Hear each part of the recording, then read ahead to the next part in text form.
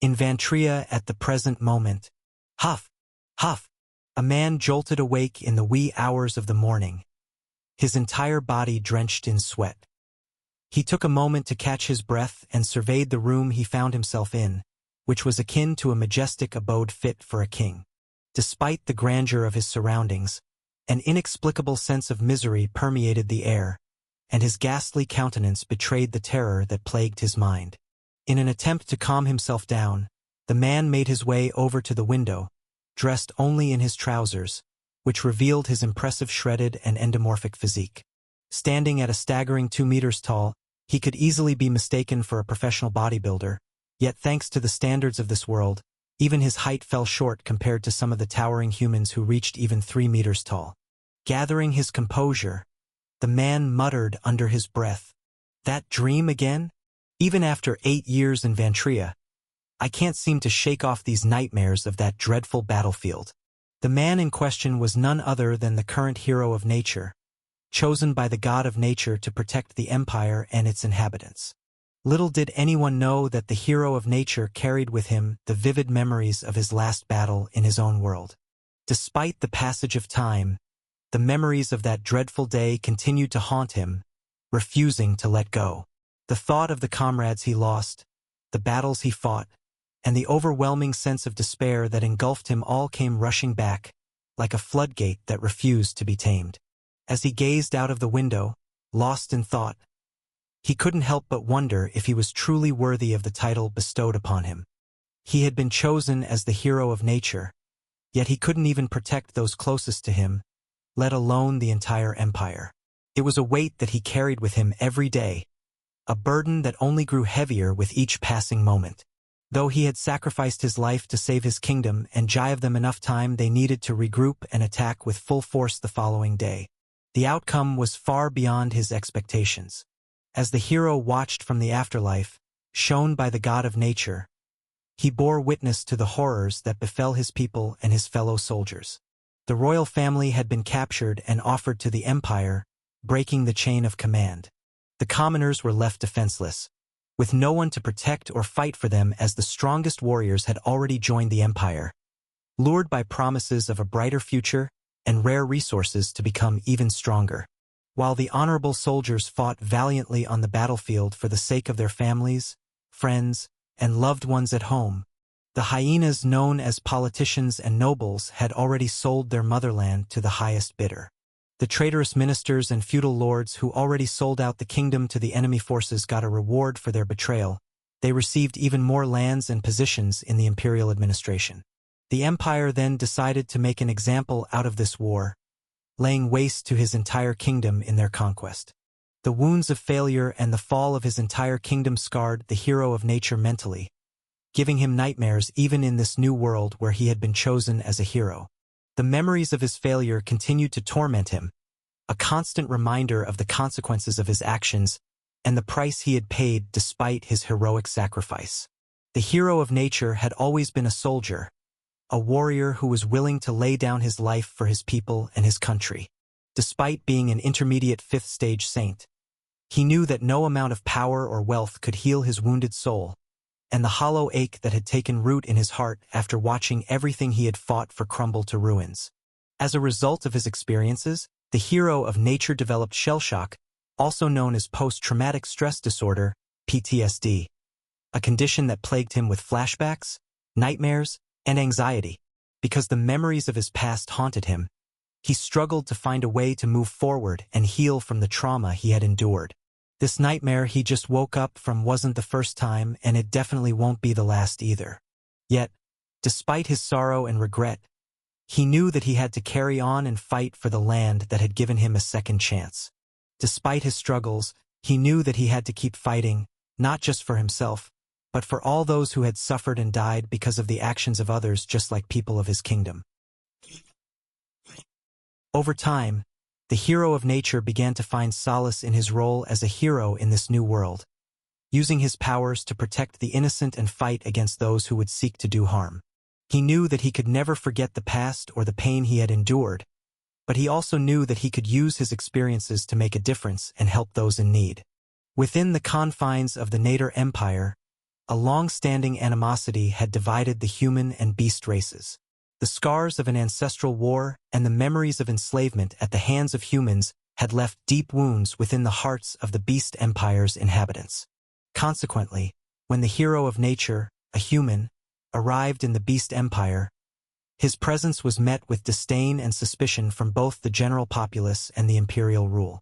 The masses, as well as those in power, could not easily overlook the historical grievances that had shaped their perspectives. However, they found themselves at an impasse when faced with the undeniable truth that their god had chosen and sent this human hero to their lands. They were forced to reconcile their prejudice with the divine will that brought him among them, just like the previous times when human heroes were summoned. Years rolled by, and the hero of nature found himself subjected to constant supervision and stringent restrictions. The wary eyes of those around him, including his own party members, who were no different than an enemy spy, every move he made was scrutinized, his actions weighed and measured. Yet, despite the challenging circumstances, the weight of responsibility he had willingly undertaken kept him steadfast. The god of nature had entrusted him with the task of slaying the demon god, a burden he could not shirk. And so, he endured the relentless partiality and constraints, for he understood that the fate of the world rested upon his shoulders. Slowly but surely, the hero of nature began to regain his sense of purpose, his heart filled with a renewed determination to fight for what was right. He may have been scarred by his past, and his entire existence might not have been pleasant to others, but he was also stronger because of it. A hero forged by the fires of war and the horrors of betrayal. Step. A few moments later, a demi-human soldier, a foxkin to be precise, appeared outside the hero's door and rapped on it urgently. Knock. The tall man quickly opened the door and inquired, "What is it?" "Lord Hero, we have an emergency," the foxkin soldier exclaimed. "What has happened?" the hero inquired, his voice laced with concern. The soldier swiftly relayed the news. A mythical rank monster has appeared 200 kilometers away. It has launched an attack on the nearest city, which is home to approximately 15 million people. A saintess from the Fenrirborn tribe has been leading the military in battling the creature, but she has requested assistance as the monster surpasses her in power. Realizing the gravity of the situation, the hero's eyes narrowed with determination.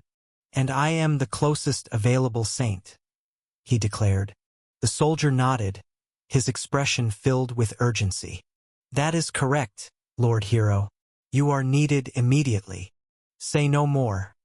The hero responded resolutely. With a swift motion, he summoned his legendary armor, adorned with intricate designs, along with a massive shield and a great sword of equal rank. The hero of nature ordered the soldier, confirming his readiness for battle. "Point me the direction." As the sun rose over Aurelia's city, casting its golden hues across the landscape, the city began to awaken to the new day. Meanwhile, Khan's request for money as a reward from the council the previous day had not been made without reason. In his current circumstances, he possessed everything including resources. But despite his arrival in the Beast Empire 11 months ago, he found himself without a penny to his name. Though his stay in the empire would not be lengthy, Khan knew that he needed money to avoid a life of begging and to maintain the appearance befitting a saint. This money would serve various purposes, including acquiring items or doing certain things in the eyes of others that would solidify his identity as a member of the Fenrirborn tribe. While acquiring money may not have held great importance in the grand scheme of things, Khan had reached a point where he required nothing else, so he asked it out of pure habit. Given he possessed a soul of an accountant, the sum he had asked for caused many council members to recoil in surprise, their eyes widening in disbelief. Yet, considering the circumstances, it was the only request that seemed appropriate for Khan, aka Atrus, serving as a means to secure his place and provide him with the necessary resources to navigate his new life as a brawler saint. As he basked in the morning sun, a message was relayed in his mind. "I have an important task for you." An alarmed voice resounded, instantly recognizable as Romulus. As Khan listened to the urgent mission being relayed to him, A sigh escaped his lips, his frustration evident. Are there no other saints in this empire? I feel less of a shadow disciple and more of a minimum wage construction worker. He exclaimed in exasperation. And why are these mythical rank monsters, who have slept for centuries, suddenly awakening and launching attacks on cities? He continued to complain. However, before he could delve further into his questioning, Romulus's voice cut through his thoughts with a commanding tone. Just shut the hell up and help Juno, Romulus ordered, leaving no room for further debate. And then he provided his reasoning. Because you're probably the only one who can stop this monster. In one of the rugged regions of the Nader Empire, where the land met the sea in a stunning display of nature's power, a fierce battle raged. A tumultuous storm crackled overhead as dozens of colossal creatures, conjured from pure lightning, clashed with a towering being that stood a staggering kilometer in height. Along the shores and the surrounding land, the aftermath of the battle was evident. The fallen bodies of hundreds of thousands of soldiers lay strewn across the landscape, while the remnants of destroyed warships dotted the sea. The scale of devastation was immense, a testament to the ferocity of the conflict. Amidst the chaos, the defender and leader of the forces was a Fenrir-born spirit enchanter Saintis. With all her strength, she fought valiantly to hold the monstrous entity at bay, buying precious time for the civilians to evacuate to safety. However, the strain was taking its toll. She had depleted her reserves of world energy, and now, critically injured, she found herself hurtling through the air, crashing onto a nearby seashore. Rumble! Bang! The towering lightning monsters, each reaching heights of several hundred meters, relentlessly assailed the mythical beast with their electrifying attacks. However, to their dismay, their efforts seemed futile against the colossal creature's colossal frame, encased in a shimmering crystalline exterior. Despite the immense power behind their strikes, the lightning monsters could not breach the barrier provided by the monster's resilient form. What instilled fear and horror in the hearts of those witnessing the battle was the monster's ability to transform into a spectral form whenever an opportunity arose. Just as the conjured spirits managed to create a fleeting opening in its defenses, the creature would seamlessly shift its physical composition, rendering the attacks ineffective against its ethereal manifestation. This unsettling ability added an extra layer of challenge and unpredictability to the already daunting task of defeating the monstrous foe. The battlefield crackled with frenetic energy as the clash between the lightning monsters and the mythical creature intensified. Sparks illuminated the sky, casting an eerie glow on the surrounding landscape. It was a desperate struggle, as the lightning monsters fought against an adversary whose resilience seemed almost insurmountable. Each strike, each attempt to weaken the creature, was met with its relentless countermeasures and spectral transformations, prolonging the confrontation and heightening the tension. Time was running out. Juno knew that, with her incapacitated, there was little standing between the colossal monster and the vulnerable citizens who were still seeking refuge. The creature's mere aura alone had the potential to claim millions of lives. Urgency gripped her as she mustered what strength remained, knowing that she had to find a way to stall the impending disaster and protect those who were fleeing for their lives. Thud! Thud! With each advancing step of the monstrous creature, fear continued to grip Juno's mind, tightening its hold on her. However, in a sudden turn of events, the colossal beast unleashed a furious roar, a display of anger that seemed to indicate it was being threatened. The sound of its deafening roar sent shivers down her spine, as if foretelling imminent doom. Boom! And in that moment, a dazzling golden beam of light pierced through the air, striking the mythical creature from behind Juno with a resounding impact. Rumble! Astonished, Juno turned her gaze to witness the unexpected arrival of a mysterious figure. A tall and robust man stood before her, his back turned towards her. Though Juno herself was taller than him, at that moment, his presence seemed to dwarf her, his broad back and stature resembling an immovable mountain. The field was hushed as the figure's heroic voice resonated through the battlefield, instilling awe and hope in the hearts of all who heard it. "Do not fear," he proclaimed with valor, his arrival giving everyone hope and confidence. Because I am here. The once tumultuous battlefield fell into an eerie silence, disrupted only by the distant echoes of fierce clashes. In this moment of despair, a glimmer of hope emerged as an imposing presence made its way through the chaos, coming to Juno's aid and offering salvation to the dwindling group who valiantly stood against the mythical creature. Before Juno and the survivors, a figure materialized, captivating all with his striking appearance. His shoulder-length golden locks were meticulously combed backwards, framing a face adorned with bright blue eyes that shimmered with determination. A wide, infectious smile graced his lips, radiating a charismatic aura that had the power to inspire even the most weary souls with a single glance. As he stepped forward, his strong and muscular physique came into view, emanating an aura of unwavering resolve and indomitable might. His well-defined muscles rippled beneath his attire, conveying a sense of power that seemed to permeate the air around him. The sheer force of his presence exerted a domineering and overbearing pressure, leaving no doubt of his capability to confront any challenge that stood in his way. The man was adorned in a legendary rank black and yellow armor, its impressive design fitting him perfectly as if it were molded to his form. Even the gauntlets he wore could barely mask the bulging veins and sinewy muscles that rippled beneath his skin, a testament to his immense strength and prowess. In his left hand, he carried a golden shield standing at an imposing height of 1.5 meters. Its surface glinted under the sun, giving off a lustrous sheen that added to the man's already impressive appearance. In his right hand, he wielded a legendary rank greatsword of the same height as the shield.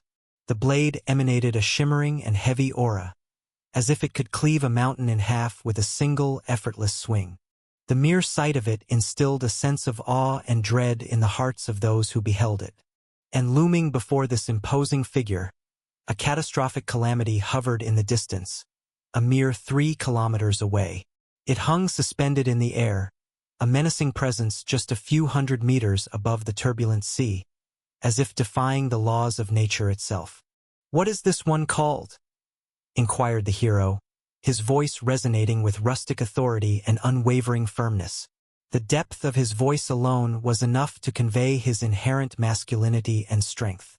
"It's called Charuf," Juno responded, her voice steady as she regained her composure. "It is an earth elemental mythical monster typically found within volcanic ranges. Charuf sustains itself by consuming minerals and ores, dwelling within vast lakes of molten magma," answered Juno and stood up, regaining her composure.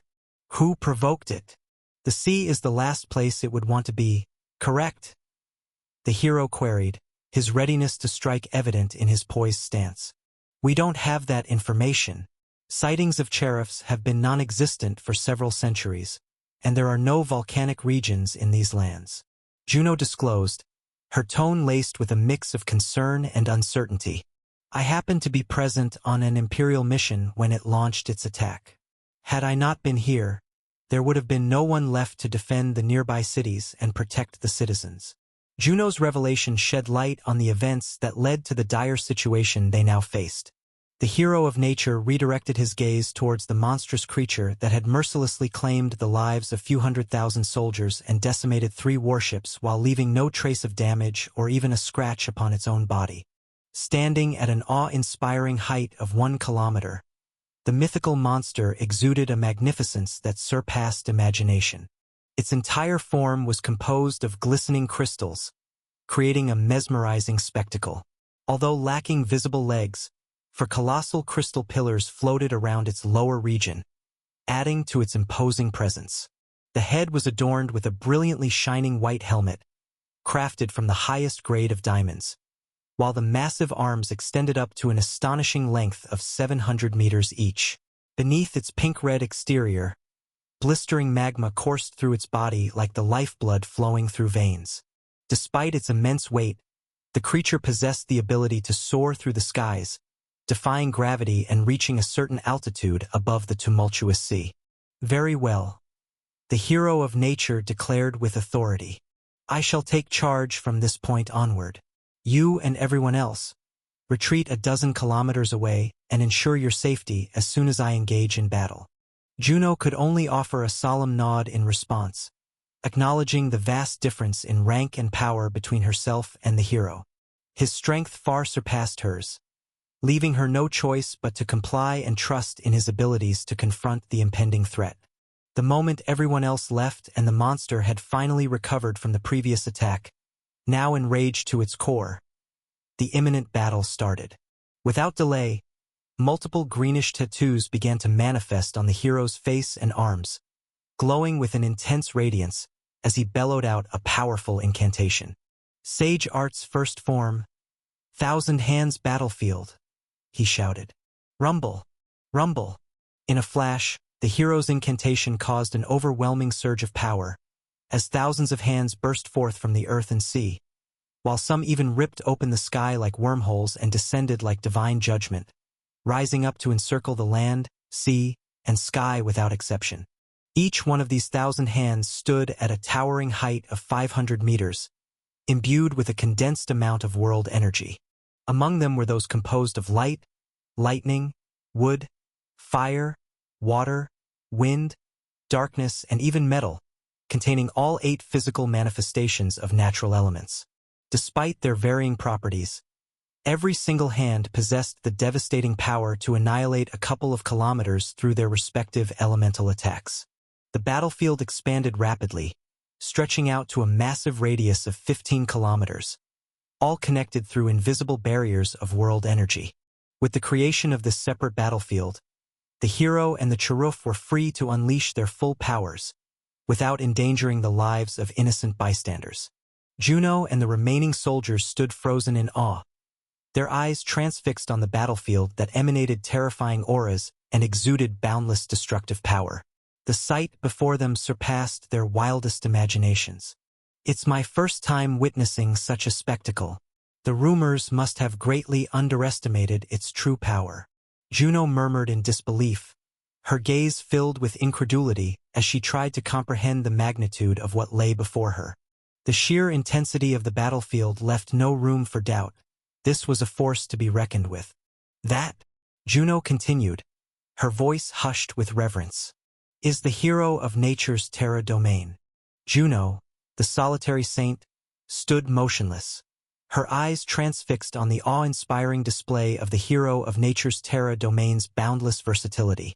Rumors had previously circulated that a hero of nature had achieved the unfathomable feat of mastering all natural elements as part of their domain, something no other summoned hero of nature had accomplished in over 3 millennia, even during the reign of humans when beastkin races were enslaved. Juno had heard these rumors, but witnessing it firsthand left her speechless. However, she knew that the hero was only preparing the battlefield. The real battle was about to begin, and it was time to even the odds against Cheruf, the towering monster that stood at a height of over a kilometer. Divine ability, Izanami's champion. Suddenly, the hero bellowed. The onlookers watched in awe as his body began to transform at visible rate. Swoom, swoom, crackle, crackle.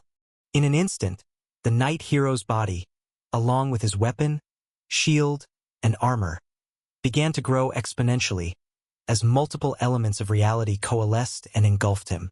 What transpired was an unbelievable transformation. Within just 15 seconds, the hero of nature had become a being equal in height to Cheruf, standing at a towering 1 kilometer tall. However, this was no mere increase in size. His eyes were like lightning, his arms and shoulders transformed into the largest tree trunks in the world, and his legs turned into the hardest of metals. His once golden hair now blazed like the sun. In his hand, the 700-meter-tall and 300-meter-wide shield turned dark gray, carrying both earth and metal elements, while his 500-meter-long greatsword became a destructive combination of lightning and darkness. Using one of his battle-oriented divine abilities, the hero of nature ceased to be human and became an embodiment of Mother Nature herself, her champion. Thud, thud. It was hard for anyone to believe that such an enormous and weighty being could effortlessly walk on the turbulent sea's surface. Screech, shrill. Meanwhile, on the other side, Cheruf let out a deafening war cry that echoed across the battlefield. It raised its massive arms and pointed them menacingly at the advancing enemy. Shoot! Shoot! The Cheruf launched a barrage of thousands of missiles, firing 120-meter-long, pointed pillars of crystal-like bullets from its body, akin to a Gatling gun. Dang! Dang! Enormous shards of diamonds and rare minerals, worth millions of gold coins, clashed against the hero's shield as he used it for cover while closing the distance between them. These massive projectiles, if used in a normal war between armies or a siege, would be enough to destroy a tall wall made of nothing but stones. However, the hero's shield, enhanced by both earth and metal elements, withstood the barrage of crystal-like bullets. Bang! Bang! The hero, now in his titanic form, also used his enormous sword to launch waves of darkness and lightning beams that could obliterate an entire mountain in a single shot. However, despite the devastating power of his attacks, they were barely enough to leave small scratches on the mythical monster's body. As if in response, one of the fire elemental hands surrounding the battlefield vanished and reappeared beneath the sea, striking Cheruf with incredible speed. Boom! With the force of a massive boulder hurled into the sky, Cheruf was flung several hundred meters away. Whoosh! But before it could regain control of its momentum, a 500-meter-tall metal elemental hand struck the monster with a devastating blow, breaking the sound barrier and shattering the foremost layer of crystalline armor on its body. Bang! The impact caused the sea to surge and the ground to shake as Cheruf was flung back for several kilometers. The attack didn't stop there. Rumble! Two enormous hands floated in the sky, one made of compressed wind and the other composed of blinding, erratic lightning, and they launched themselves at Cheruf. The resulting explosion was of pure world energy, causing shock waves of destruction that rocked the sky and sea. The force of the blast created uncontrollable tides that could have easily flooded entire cities if the battle were fought on land. Over a dozen kilometers of space would have been decimated by the sheer power of the attack. Such was the overwhelming power of the hero of nature's Terra domain. It was a battlefield capable of annihilating armies numbering in the millions, as well as saints and legendary or mythical monsters, leaving them with no time to react before the hero launched his attacks. With each element having a corresponding counterpart, the hero of nature possessed a multitude of options to dismantle his opponents, regardless of the elemental nature of their attacks or spells. According to the rumors circulating, what Juno witnessed was merely the first form of this awe-inspiring Terra domain, comparable to Khan's own dimensional domain. The extent of its true potential remained a mystery yet to be unraveled. The divine ability known as Izanami's champion was perfectly suited for the hero of nature, considering his domain, which harnessed the power of nature itself to defeat his adversaries. The potential of this divine ability could only be matched by someone possessing multiple bloodlines and elemental affinities of the primordial titans. Even Blackwall, a 3-kilometer-tall mythical rank variant of the primordial titan with an affinity for earth and water elements, would find it impossible to possess such a combination. The hero of nature, despite lacking the bloodline of the primordial titans, stood on par with them, possessing control over all elements through this divine ability. It was evident to anyone observing that the hero of nature had not yet reached his maximum potential. With each advancement in rank as a saint, he would continue to grow stronger and more formidable. So unless someone did not rely on elemental skills, spells, and combat techniques while using only the laws of reality such as space law or gravity law, they couldn't even hope to be this hero's match even if they were a rank higher as a saint. Even Romulus had previously admitted long ago while training Khan that the hero of nature was destined for even greater heights of power. Even among the present generation, no one could deny that the knight on the battlefield was one of the strongest heroes. The battle raged on between the hero of nature and Cheruf, shaking the heavens and threatening to lay waste to the earth.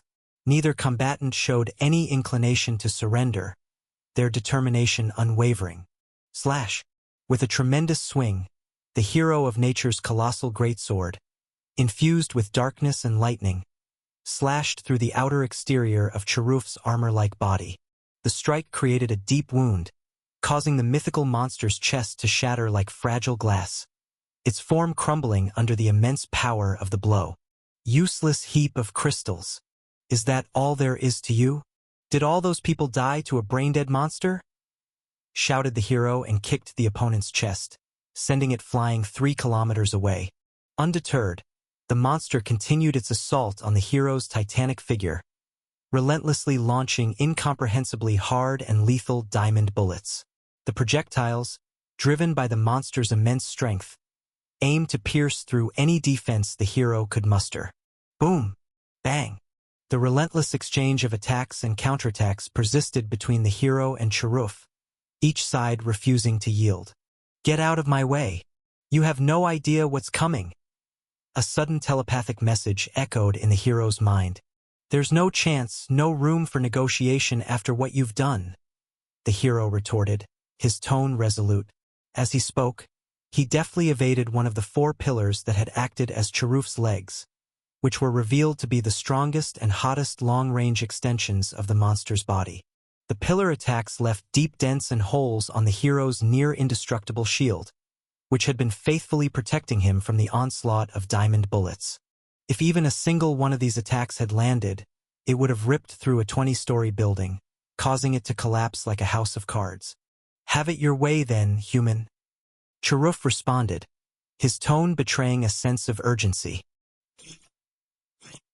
Meanwhile, Juno and the remaining soldiers, though not saints themselves, observed the battle from a vantage point that allowed them to witness the unfathomable size and scale of the combatants.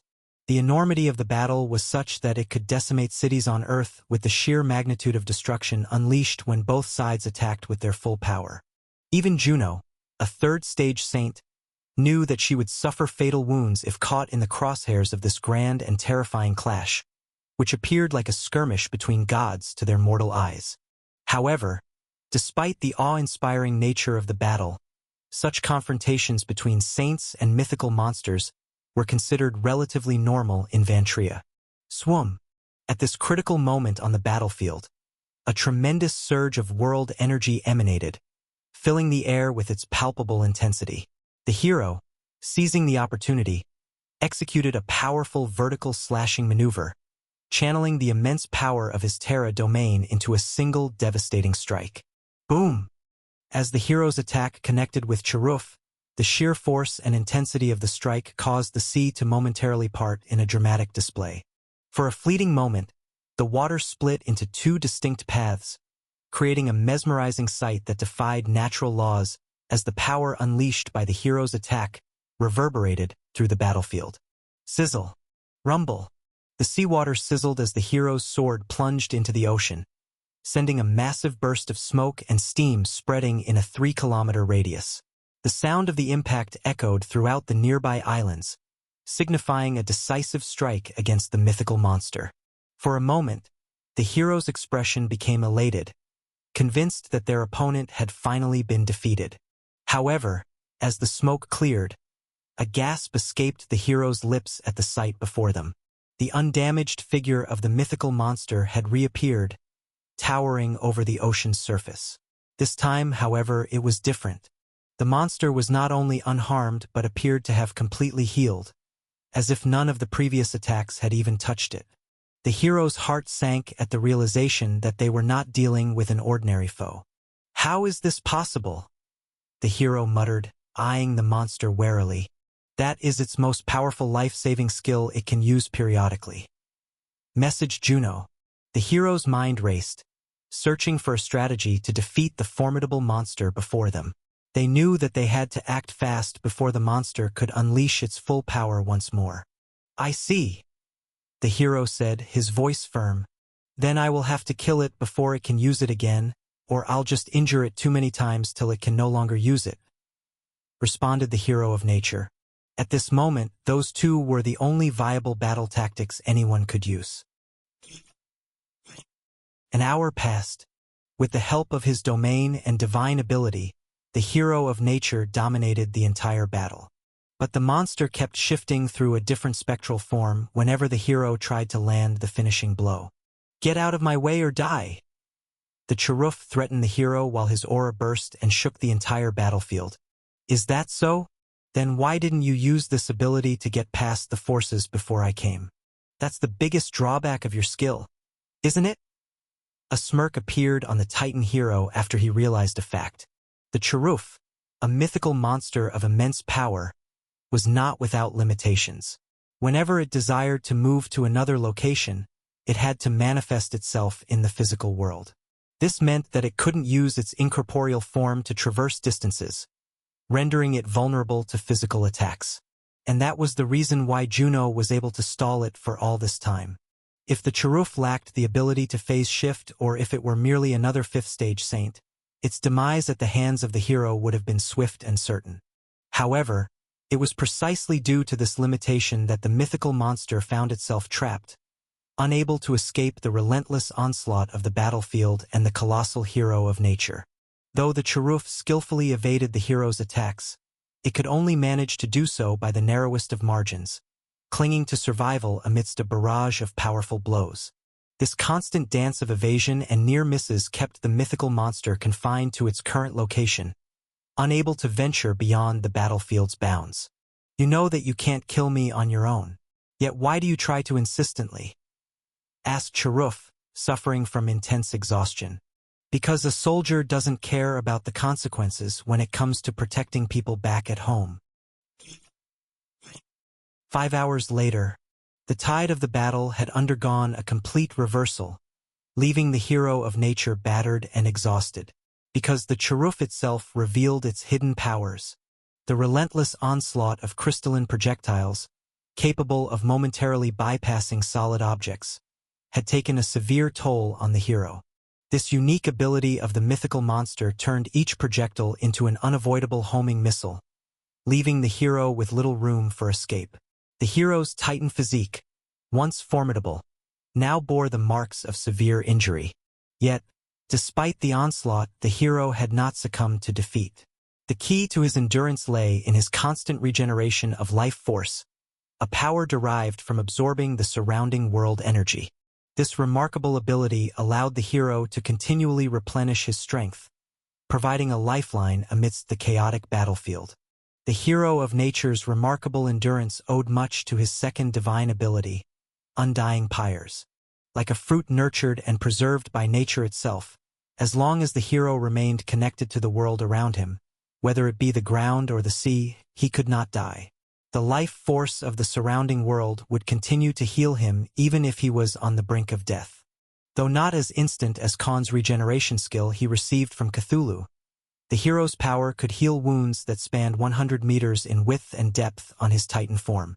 Coupled with the fact that the battlefield was his own domain, his class also allowed for periodic healing. The ability was a testament to the hero's deep connection to the world and his unwavering resolve to protect it. His haggard state was no match for his unyielding spirit, for he was a knight who would never stop fighting even in the face of inevitable death. Lord Hero, the evacuations are nearly done. I and the rest will hold the front even if we die. Once your world energy runs out, even your domain will vanish and your divine abilities won't be effectively able to heal you. You should leave and call back for backup. Your life is more important than mine and everyone else, said the Fenrirborn Saintess out of genuine concern for the man who saved their lives. I don't trade lives, lady, replied the hero with a serious voice, his tone full of resolve to stop the mythical monster here before it took any more lives. The hero of nature chuckled in response and asked, Besides, what are you talking about? His Titan body stood tall and proud, reinvigorated while taking a deep breath as he tightened his grip on both the shield and the great sword. His eyes shone with an indomitable will, the kind that could defy even the heavens themselves. I can do this all day. The hero of nature had discovered the Charuf's weakness, but victory still seemed elusive, because they still had no means to kill the monster, and the battle was taking a toll on the hero's body and world energy. The hero's determination remained unbroken. However, he understood that, in order to defeat the Charuf, he would need to come up with a new strategy, one that would take advantage of the monster's vulnerability without exposing himself to danger. As the battle raged on, the hero pondered all the options, considering every possible approach. He knew that victory was within reach if he persisted longer, but also the fact remained that one wrong move could mean his defeat. The Charuf continued to evade the hero's attacks, its phase-shifting ability allowing it to slip away from the hero's grasp at the last possible moment. It was a frustrating and exhausting battle, one that seemed to have no end. But the hero refused to give up. With every passing moment, his resolve grew stronger. He would need find a way to defeat the Charuf no matter what it took. "All right, I will have to use it here," spoke the Titan hero to himself, and soon, the two suns in the sky suddenly sent massive beams of heat that saturated across the hero's ginormous figure. "Sage Art's second form, Apollo's decree," roared the hero of nature as he gathered all his strength, and the solar beams coalesced into a massive 800 meters long sword made of blistering heat, evaporating the clouds above and the seawater beneath. Even Charuf, a mythical creature of magma and earth element, felt terror. As the suns began to set, the hero's domain flared to life, a burst of energy that signaled the end of the battle. The hero knew that this was his moment, their chance to turn the tide of the fight. With a mighty roar, the hero charged forward, their body infused with divine sword granted by the suns in the sky. The Charuf tried to phase shift away, but this time the hero was ready. Bang! Bang! Dozens of those massive hands blocked its vision, some even attacking it at the same. The Charuf barely managed to phase shift through those attacks, but now, the hero of nature knew how long it will be able to stay in that form and then be forced to materialize again. The whole charging with that massive sword was a feint move. His real objective was to create that 1-second window. Slash! With a swift motion, the hero struck the monster, his attack striking true the moment Charuf returned to the real world. Boom! A shockwave shook the nearby 10 kilometers of sky and sea as the attack finally landed. The Charuf let out a terrible cry as its crystalline form dissipated, vanishing into the crumbs that submerged into the sea below. The battle was over, and the hero of nature had emerged victorious. Thud! He collapsed onto the ground of the seashore, exhausted but triumphant, knowing that he had saved countless lives by defeating the Charuf. "Finally, I can rest," spoke hero of nature, thoroughly exhausted. Rumble! Rumble! But as fate would not allow him a victory, another unbelievable phenomenon occurred. The presumably dead Charuf came back to life, just as new when their battle began. This time, Juno and others were simply terrified. They met an unkillable enemy, and now, even the hero of nature failed to end it. "Should I use my divine weapon? No, it's not safe to use it here, especially not so close to other people and the cities within 100-kilometer radius. I would be doing more harm than good even if I managed to kill this monster by using it. I would be destroying their lives instead." He thought to himself. The battle had drawn for over 6 hours and all the people in danger were evacuated. But for some reason, the hero of nature wasn't willing to his divine weapon even as the last resort for reasons unknown. Swoosh! At that very moment, a new presence arrived on the battlefield. A blue-furred Fenrir-born warrior, covered in icicles on the shoulders and ancient runes across his body, stepped forward. It was Khan in his Atrus persona, who had been sent to the battlefield by Romulus. But without surprise, he too was flabbergasted after looking at the battlefield of elemental hands and the hero of nature's Titan form.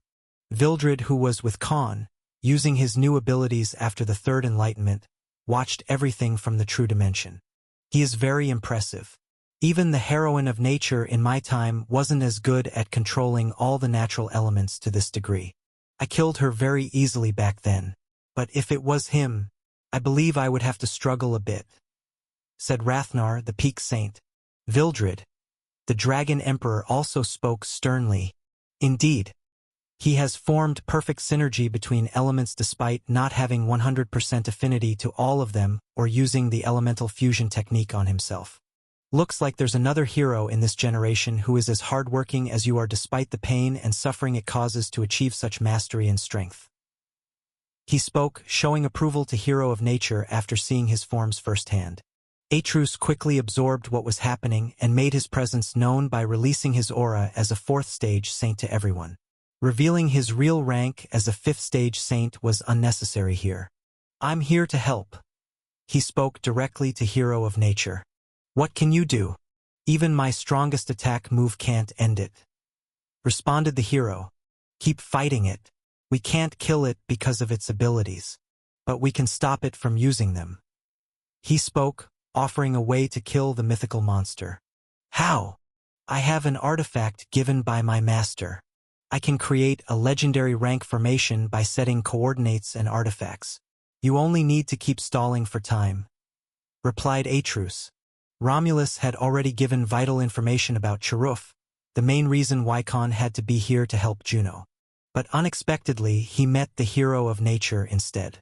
In truth, the artifact he spoke of was actually a legendary rank formation taught by Vildred, especially useful against monsters and beings made of crystals that can phase shift. But it took time to set over a big battlefield. And Khan couldn't reveal that he was also a saint magician. So he used this excuse of installing an artifact. "All right, I'll do that.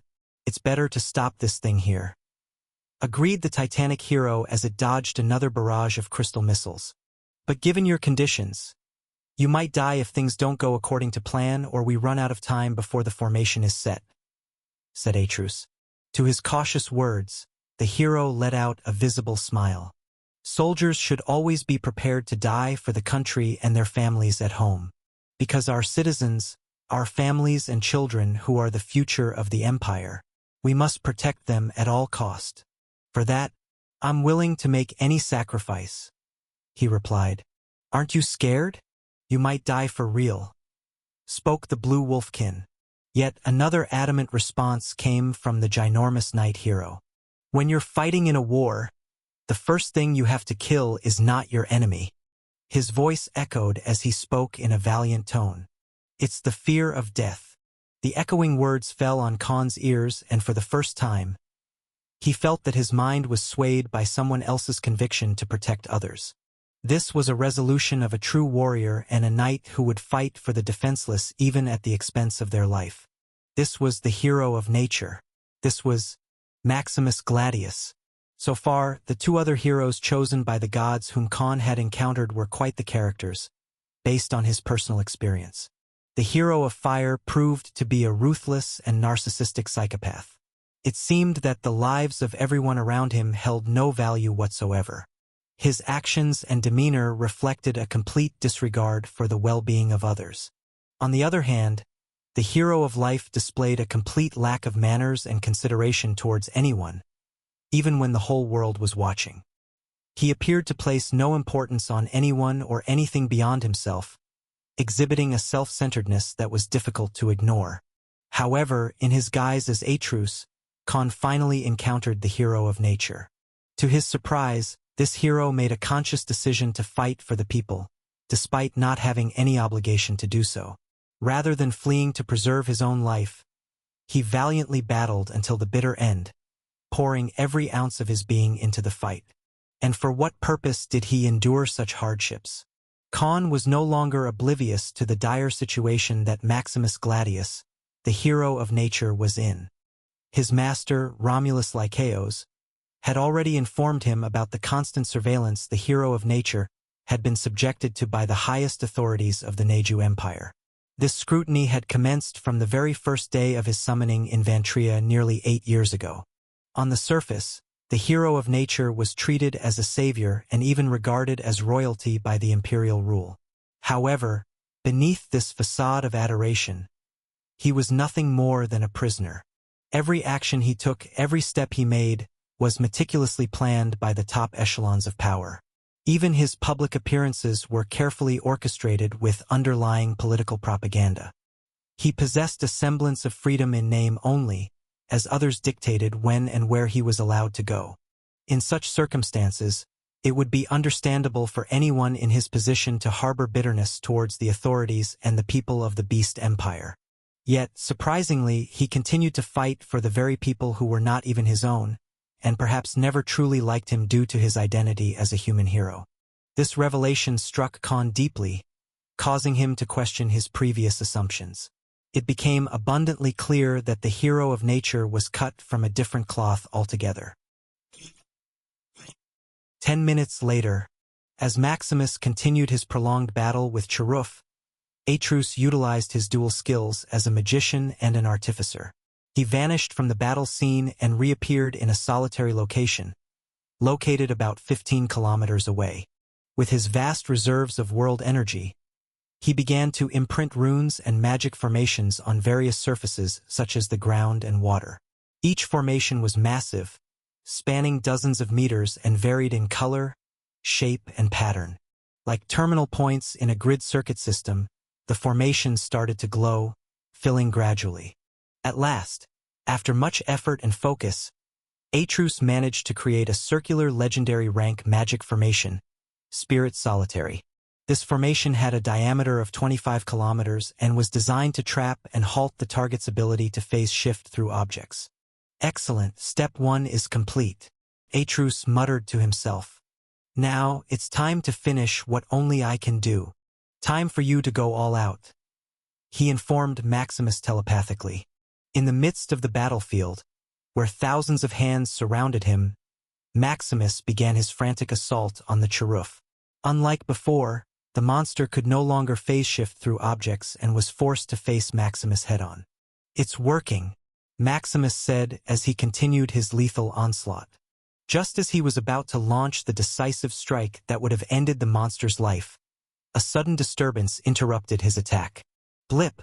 The ginormous 1-kilometer-tall mythical monster disappeared from the battlefield.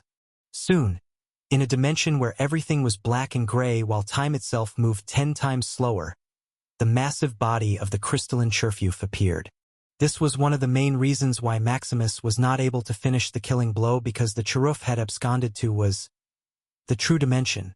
Beneath the Cheruf's seemingly invincible phase-shifting abilities lay a far more formidable trump card: its ability to temporarily enter the true dimension when it neared the brink of death.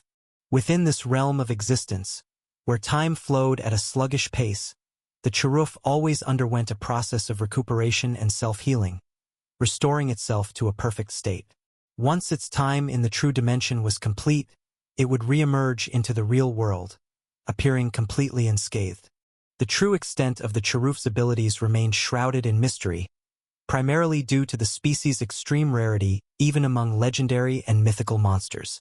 Its unique attributes and the secrets held within the true dimension made it an enigma, leaving those who faced it unaware of the immense challenges they truly faced. My, you are so shameful. Suddenly, a ghastly voice resonated in the true dimension. Khan, in his resplendent blue cosmic form, stood alongside his 4 cosmic replicas, patiently awaiting the moment when the Cheruf would enter the true dimension. How did he possess knowledge of this hidden ability? It was through the experiences of Romulus, who had encountered a Cheruf in the past during his time as a member of the 8th Hero of Darkness Party, back when the Abyss Empire still existed. In a fierce battle against the mythical creature, they had narrowly managed to emerge victorious. However, it was a fellow party member, well-versed in the study of space law and having attained the 3rd enlightenment in it, who had uncovered the Cheruf's hidden ability. This revelation became the reason why Romulus entrusted the task of stopping the monster to Khan alone. Because without the 3rd enlightenment in space law, even those who cultivated the profound knowledge of this law would find themselves powerless against this mythical beast. Boom! 5 auras, each emanating from a 5th-stage saint, erupted simultaneously, sending shockwaves rippling through the surrounding area. As the ground shook beneath their feet, a massive 500-meter-long greatsword, an exact replica of Lucifer, materialized in the true dimension. Unlike the usual practice of Khan, who fused different elements to create his weapons, all of these swords were made entirely of pure cosmic ether. The sheer power they emanated was enough to strike fear into even the bravest of souls. But the terrified Cheruf didn't even get a chance to react. Khan, now the de facto leader of the true dimension, launched a full-scale attack on the monstrous being with all his speed and might. Slay all. Dimensional judgment. Slash. Inside the true dimensions, the 5 beings unleashed a barrage of hundreds of slashing attacks upon the Cheruf, slicing through its formidable defenses before it even had a chance to contemplate escaping this realm. Shatter. As Khan unleashed his newly developed attack skill, The very fabric of space ruptured and shattered like glass on a tiled floor. The energy released from the attack cut through everything on an atomic level, leaving nothing untouched in its wake. The power of the attack was such that it seemed to defy the laws of physics, as the very essence of reality trembled and broke apart under its might. Dimensional judgment, a skill that worked only in the true dimension, was performed perfectly. Thanks to the third enlightenment in space law, even Khan's doppelgangers, aka cosmic replicas, could also use dimensional cut skill that was impossible for his duplicates before, since none of them had any space force of their own. But that was no longer the case for these replicas, as they were made of cosmic ether, a higher form of space force itself. Crack, crack. However, this was not the end, as the creature's defeat was not yet complete. The body that Khan had destroyed was merely a dimensional state of the original body, similar to how Khan had his cosmic replicas made of cosmic ether. What he truly wished to accomplish was to seal Cheruf's ability to phase shift and take refuge in the true dimension. And with both options now eliminated, the Cheruf had no choice but to return to the real world. Crack. Through a space rift, the real Cheruf finally reappeared in the real world. Boom! However, there was someone eagerly waiting for it. Rumble, rumble. Grant me the strength to uphold justice. Give me the fortitude to safeguard peace. A deafening roar reverberated through the heavens and the earth, as if the entire universe was responding to the hero's plea. In an instant, all of the world energy present in the thousands' hands battlefield vanished. Meanwhile, the Titan hero of nature stood tall with his right fist clenched, as if he had gathered all the energy within as the elements of reality aligned in perfect synergy. A surge of energy both dreary and blinding rose to its zenith. Maximus, poised for battle, clenched his fist. His eyes locked on Cheruf as the crystalline mythical creature reappeared. Grant me the strength to overcome destiny. Whoosh! With a deafening war cry, the hero unleashed his ultimate attack, pouring all of his strength and world energy into a single devastating blow. Before the mythical creature could even react, it saw the final blow hurtling towards it. The one that would bring about its downfall. Infinity Smash! With a powerful finishing blow that demonstrated the perfect synergy between the elements of reality, the hero of nature landed the final hit. Boom! A massive multicolored pillar of pure, destructive energy tore through the sky as Maximus' Infinity Smash obliterated everything in a 15-kilometer straight line. Fortunately, the attack occurred in a vast sea filled with only salt water and no inhabitants. Otherwise, it could have killed millions of people in an instant. Crack, crack. As the blinding light subsided, two enormous figures came into view, the Titan hero and the Cheruf. This time, however, a massive 500-meter-long right arm passed right through the mythical monster's chest, creating a gaping hole. The Titan hero breathed heavily, his body pulsing with the residual energy from his attack. "It is done," he said, his voice barely above a whisper. Crumble. As the light in Cheruf's eyes finally faded, the battle came to an end. Shatter, shatter. The colossal 1-kilometer-tall body shattered from the inside out, crumbling like pottery on the ground. Amidst the rubble and debris that fell into the turbulent deep sea below, the only thing that remained intact was the core of the mythical beast, now lying in Maximus' palm. He gazed down at the massive, glowing orb, a sense of awe and wonder washing over him. The Cheruf's core was a staggering 150 meters tall, despite its spherical shape. It emanated condensed world energy that could obliterate everything within a 50-kilometer radius, many times more powerful than a nuclear bomb. The surviving soldiers in their flying ship soon arrived to safeguard the core, which Maximus had gently placed on their deck. The core of a mythical creature that was close to the level of a sixth-stage saint was a national treasure, and as per the laws, only the imperial authorities were authorized to keep it. Whoosh! Khan, disguised as Atrus, also carefully flew over the location without revealing his dimensional law skills to the hero of nature. To Maximus, it appeared as though the work was solely done by the legendary artifact that Atrus had received from his master, which had stopped Cheruf from using its abilities so that Maximus could finish the job. To him, All Atrus had done was activate the formation and watch from afar as he fought the mythical being by himself. However, there was no sign of pride or entitlement on his face. Even he knew that had the blue wolfkin not appeared, the long-drawn battle would have ended in his defeat the moment his world energy reserves were depleted. As he thought back on the battle, Maximus couldn't help but feel a sense of gratitude towards Atrus. He knew that the wolfkin's help had been instrumental in their victory, and he made a mental note to thank him later. But he also couldn't shake the gut feeling that there was more to Atrus than met the eye. He wondered what other abilities the blue wolfkin possessed or how capable he was in a frontal clash. Shing! Shing! Maximus finally deactivated his divine ability called the Izanamis Champion and turned into a 2-meter-tall and muscular human. Thanks to you, we managed to end it. He spoke to Atrus appreciatively. All I did was use the formation.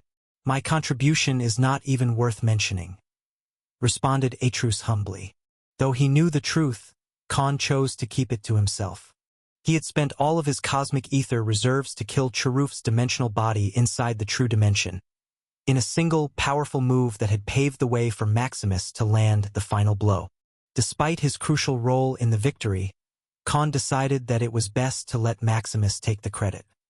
He knew that the hero of nature was a symbol of hope and inspiration to many, and that acknowledging his own contributions would only detract from that and might as well bring him unnecessary trouble later. What do you think, brat? Isn't he super powerful even for a chosen hero? Asked Rathnar. Yes, he is, and he did all that without his divine weapon.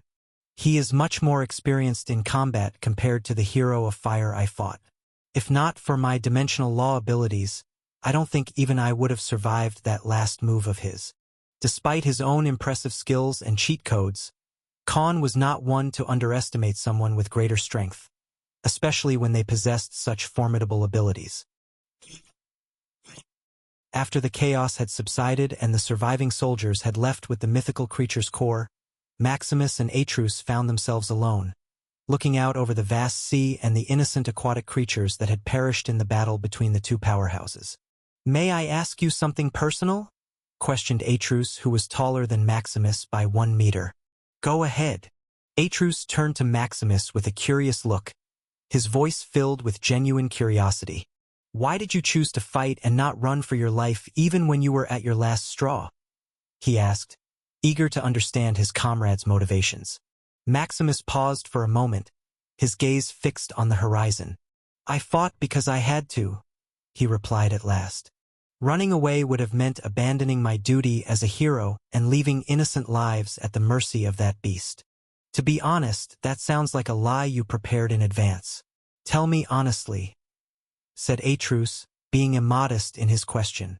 To this out-of-the-line behavior, Maximus let out a small smirk and replied calmly, "The world where I come from wasn't so full of magic, world energy, or these gigantic monsters. Someone like a saint would be akin to a god in our eyes. As for my reasons, it started when I was but a child." He spoke in a heavy tone. "One day, the enemies of our country invaded and killed everyone in our village. My grandfather barely managed to save and escape with me while my parents and all of my relatives were mercilessly slaughtered. I lost everything I had back then." He spoke, revealing a traumatic past. "Later, we immigrated to the capital, looking for work to survive." He continued, his voice tinged with a hint of nostalgia. "My grandfather was the blacksmith of our village. He was a skilled craftsman, and he managed to get a job even in those difficult times." He paused for a moment, as if lost in thought. "But life was not easy even for an old man. My grandfather worked tirelessly, day in and day out, for minimum wage just to put food on our plates. We lived in a small wooden hut that could fall with a strong downpour, and it was all we could afford." He sighed heavily, the weight of the memories evident in his voice. "Despite all the hardships, my grandfather was a kind and loving man.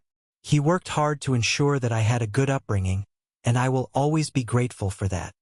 As he spoke, it was clear that the memories of his childhood were bittersweet.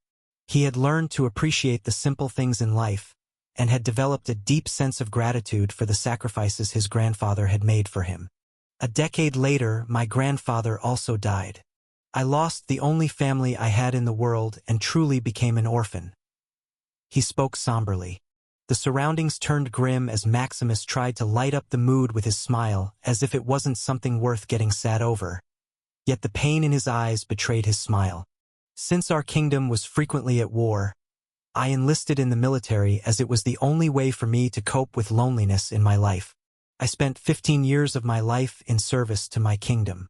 I rose to the rank of a lieutenant in the military and commanded hundreds of warriors under me.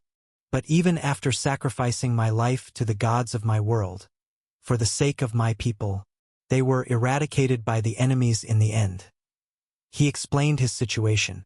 So that's why I failed to protect one home. I'm not losing another. He revealed his reasoning on why he kept fighting. I don't mean to be rude, Lord Hero, but there's something I'm curious about, said Atrus. Con was curious about one thing, something he shared in common with Maximus. This world is not yours. People or the authorities of the Beast Empire do not like you either. So why do you keep fighting for their sake? He asked without restraint. Both the hero of nature and the hero of darkness shared a common trait. They were hated simply for being who they were. The world held a prejudice against them, and they had no one to protect. Even Khan, the hero of darkness, had very few people he cared about in this world. The idea of fighting for empires and billions of people whom he did not know, had no responsibility towards, and did not even care about saving, still eluded him to this day. How could anyone be willing to risk their life for the very people who detested them, berated them, and wished they would just disappear? For Khan, this was a concept that he could not comprehend. He was a man who had experienced firsthand the bitter sting of rejection and hatred from those around him in his past life. But again, Maximus lightly chuckled and responded, "Maybe it's my paradigm. It's the soldier in me who just can't mind his own business when he sees the lives of people in trouble. Besides, growing up in those years with my grandfather, he used to tell me this one thing." He elaborated, "It is easy to bring chaos and destruction in the world with unimaginable power. However, even the most powerful man is powerless when it comes to bringing everlasting peace and prosperity." His firm voice echoed in the surroundings. The world was always plagued by suffering and inequality, and even those with power had done nothing to change that. You can't create order and security without causing bloodshed. That is something even the strength I have can't achieve without sacrifices. My grandfather, he often told me, said Maximus, and his mouth turned heavy, thinking of the one man who raised him to become who he was today. Those who have been blessed with power have a responsibility to the world. He recounted his grandfather's teachings. The powerful have the responsibility to protect the weak. Maximus Gladius, the hero of nature, revealed his dark past and the reason for his modus operandi, despite being ostracized by the entire Nader Empire. As he spoke, Khan was swayed by Maximus's honorable conviction to protect the weak, even if his work went unappreciated. Man conquers the world by conquering himself. The quote he read in the past life seemed to embody Maximus perfectly. The hero of nature, Maximus Gladius, did not care what the world thought of him. He had faced rejection and scorn from those around him, but his moral compass remained unshakable. External things are not the problem. It's your assessment of them, which you can erase right now. A philosophy Khan had forgotten to apply recently in his new life. This outlook on the way of life carried great wisdom that many could not understand. Yet Maximus seemed to be living by it without even knowing. "I guess my preconceived assumptions about you were wrong.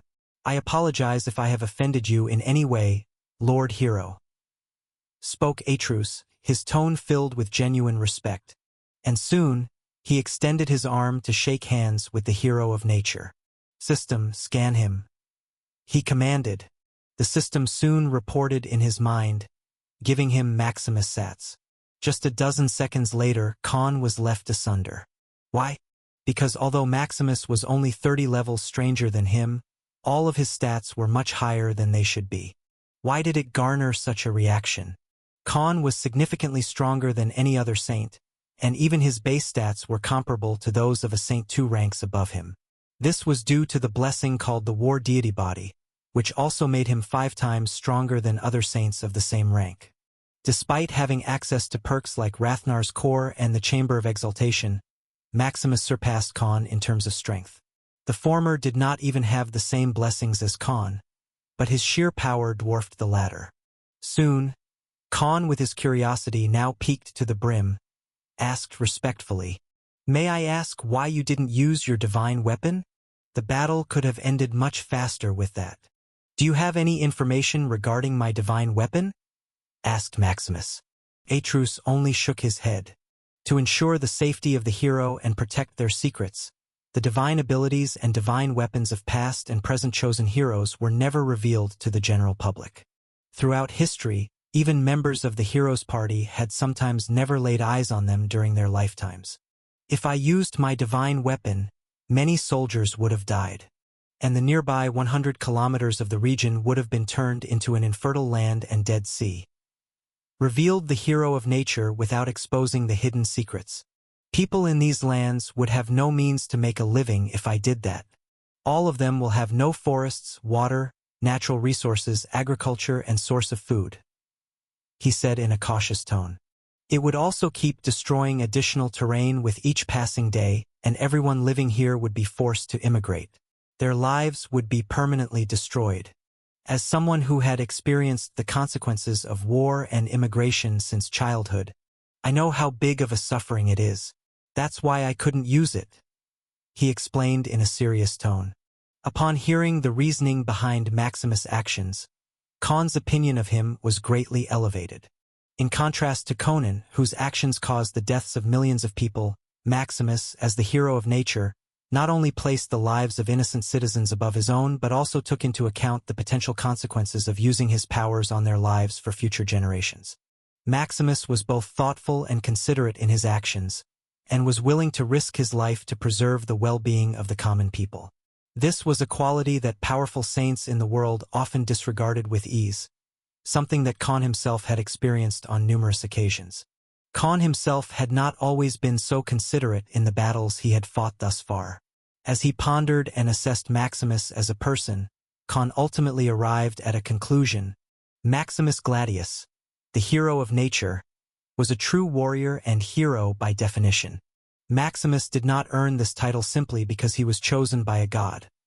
Rather, it was due to the way he chose to uphold his own sense of morality and ethics.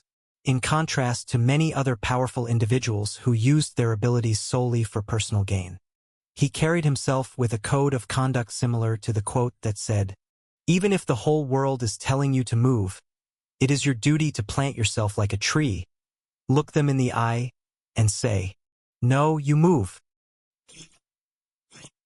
Minutes passed after their conversation ended. As both Maximus and Khan were depleted of their world energy and in need of time to recuperate. Khan's use of the legendary rank Spirit Solitary Formation had drained 99% of his entire world energy, leaving him with nothing left to spare. Furthermore, his reserves of Space Force and Cosmic Ether had been completely depleted, as he had utilized them in his battle against Charuf, attacking with his powerful dimensional judgment skill. Maximus, too, had exhausted his divine ability during the entirety of the battle, and was now on the brink of falling from the sky they hovered in. Boom! Rumble! The surrounding 20 kilometers of space shook and the deep sea became terrifyingly erratic. As if the goddess of luck had a grudge against them, the fight was far from over. Suddenly, from a vast whirlpool in the sea, reminiscent of the Bermuda Triangle, a creature emerged, its anger and killing intent directed towards both Maximus and Atrus. The creature was massive, and its sheer size caused the water around it to churn and boil. "Who killed the great Varna's prey?" A terrifying and domineering voice resounded in the 25 kilometers region. "I think I understand why the Charuf was so restless and entered this border of the empire," spoke Maximus, barely withstanding the insurmountable pressure even though they stood so far. Now Maximus understood why Charuf was so adamant on running away, and why it said that they had no idea what was coming. The sea creature that had emerged from the whirlpool was unlike anything Maximus and Atrus had ever seen. It had 4 wings that spanned 2 kilometers in width individually, and its massive maw was filled with thousands of razor-sharp teeth, like that of a ferocious predator. As the creature revealed its entire form, the yellow horns on its head emitted an aura of absolute tyranny and respect, signaling to the 2 heroes that they were facing a powerful adversary. Lustrous dark green scales shone brightly as light danced off of its skin. Long and pointy fins on its back gave it a majestic appearance. Despite being 5th stage saints, Maximus and Atrus couldn't comprehend the creature's full size. His body was so enormous that they couldn't even see the end of it. For wings, damn, spoke Atrus, looking at a certain being inside the true dimension. It's a freaking superior dragon, he bellowed in rage, cursing his luck. Vildred, who was just about to inform Khan as soon as he detected it, halted his words. Other than running away, there is no way for the both of you to keep your lives. Spoke Rathner, the peak saint. Why did even the man who once reached the pinnacle of strength in the world advise Khan to run away?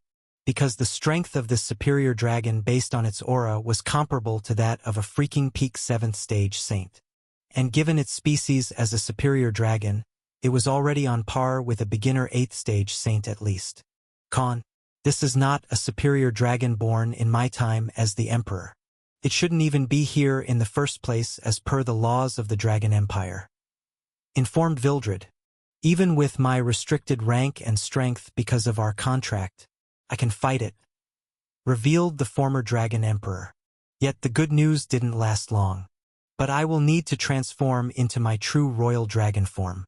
And once I do that, your secret might be brought to questioning since all the empires have ways to track the existence of royal dragons once we fight in a foreign territory. When they find me, they will find you as well. The fight itself could destroy hundreds of kilometers even with my skills and class as a sage. Those millions of people who previously escaped would get caught in the crossfire even if I tried to contain the battlefield.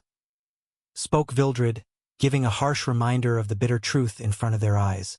So make a choice. Would you let those people die or choose to risk your life? He presented Khan with limited options. Ever since Khan arrived in this world, self-preservation was always the main driving factor behind all his decisions since the entire world was hunting him due to his identity as Hero of Darkness. Now, faced with the choice to make a decision for his own life and the millions of people who would die once they failed to stop this superior dragon, what choice would he make? Will he choose to be a hero like Maximus or be a heartless selfish bastard who thought about nothing but himself? No one is neutral. Everyone is a hypocrite. Those were the words cited by Khan just a few days ago. And now he had to make a life-changing decision. One that would come with very dire consequences regardless of which choice he made. But right when everything was running in turmoil, an unknown voice resounded in Khan and Maximus' mind. You both have done well, children. Now let me handle things. As if an unstoppable force meeting an immovable object, someone with great strength had arrived. Flutter, flutter. Strong gusts of wind shook the clouds in the sky as a powerhouse of the Beast Empire made an appearance. Both Khan and Maximus were shaken to their cores after seeing this entity. It was the one being who was both revered and also feared to the point that one couldn't help but bow in front of. It was the Empress. Right when the future seemed bleak and Khan was forced to make a decision that would bring dire consequences regardless of which choice he made. The strongest being in the entire Nader Empire made her appearance. We bow before your majesty, spoke Maximus and made a kneeling gesture while floating in the sky. Khan aka Truce didn't even get to glance at her properly before he had to avert his gaze down as he knelt. Leave this place. It's an enemy even you, a chosen hero, can't handle. She commanded. Right behind her, Juno also appeared and informed. All the civilians and soldiers have been relocated 500 kilometers away by Her Majesty. Everyone is safe now. You 3, spoke the Empress, and before Khan could even lift his head, all 3 of them were enveloped by a golden world energy and traveled even faster than light speed. In just 2 seconds, all 3 of them were sent 80 kilometers away from the battle, to an entirely new region. Ugh, I still can't believe it even after experiencing it by myself. She used the same method to transport more than 15 million people at once. And it took only 12 minutes because of their great numbers," said Juno, who was leading the evacuation when Maximus was fighting Cheruf. Her words brought great comfort to Maximus but terrified Khan. To move millions of people 500 kilometers away, even with warships, would have taken a couple of days. Yet the Empress, who was an 8th-stage saintess, did it in just a dozen minutes.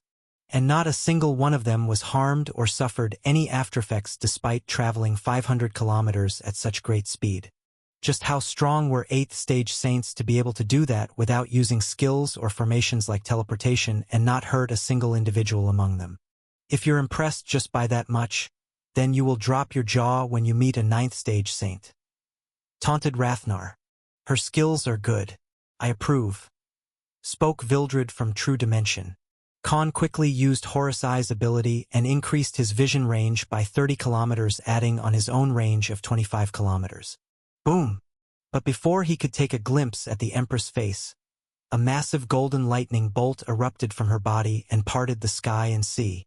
An ear-deafening screech resonated in 30 kilometers radius, causing high tides and uprooting thousands of trees situated beyond the seashore.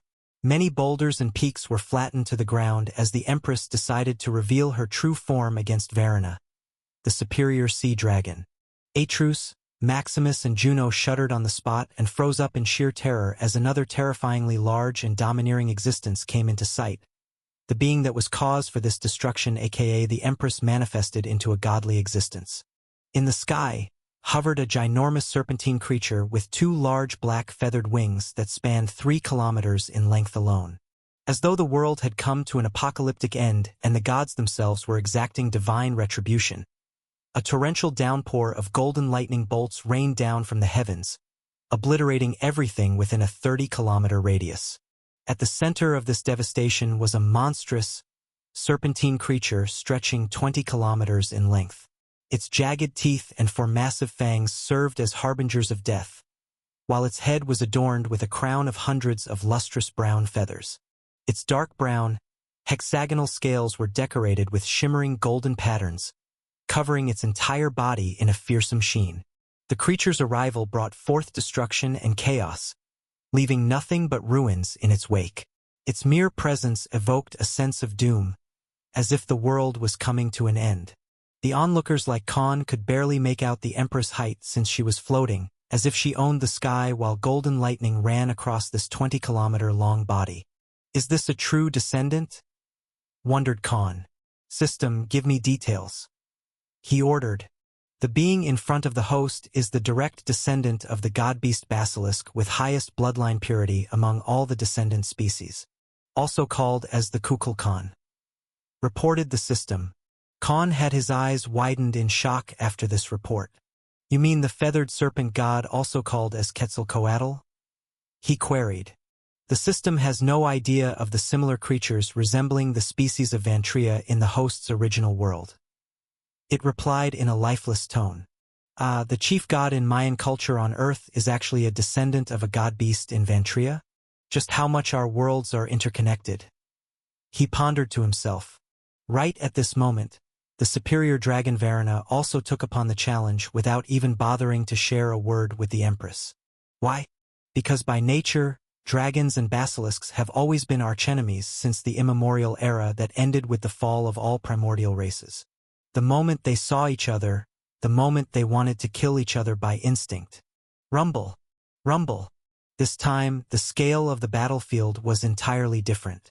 In the past, Maximus had utilized his powerful Infinity Smash, one of his most devastating finishing moves, to cleave through the sea in a straight line, leaving a path of destruction that spanned 15 kilometers.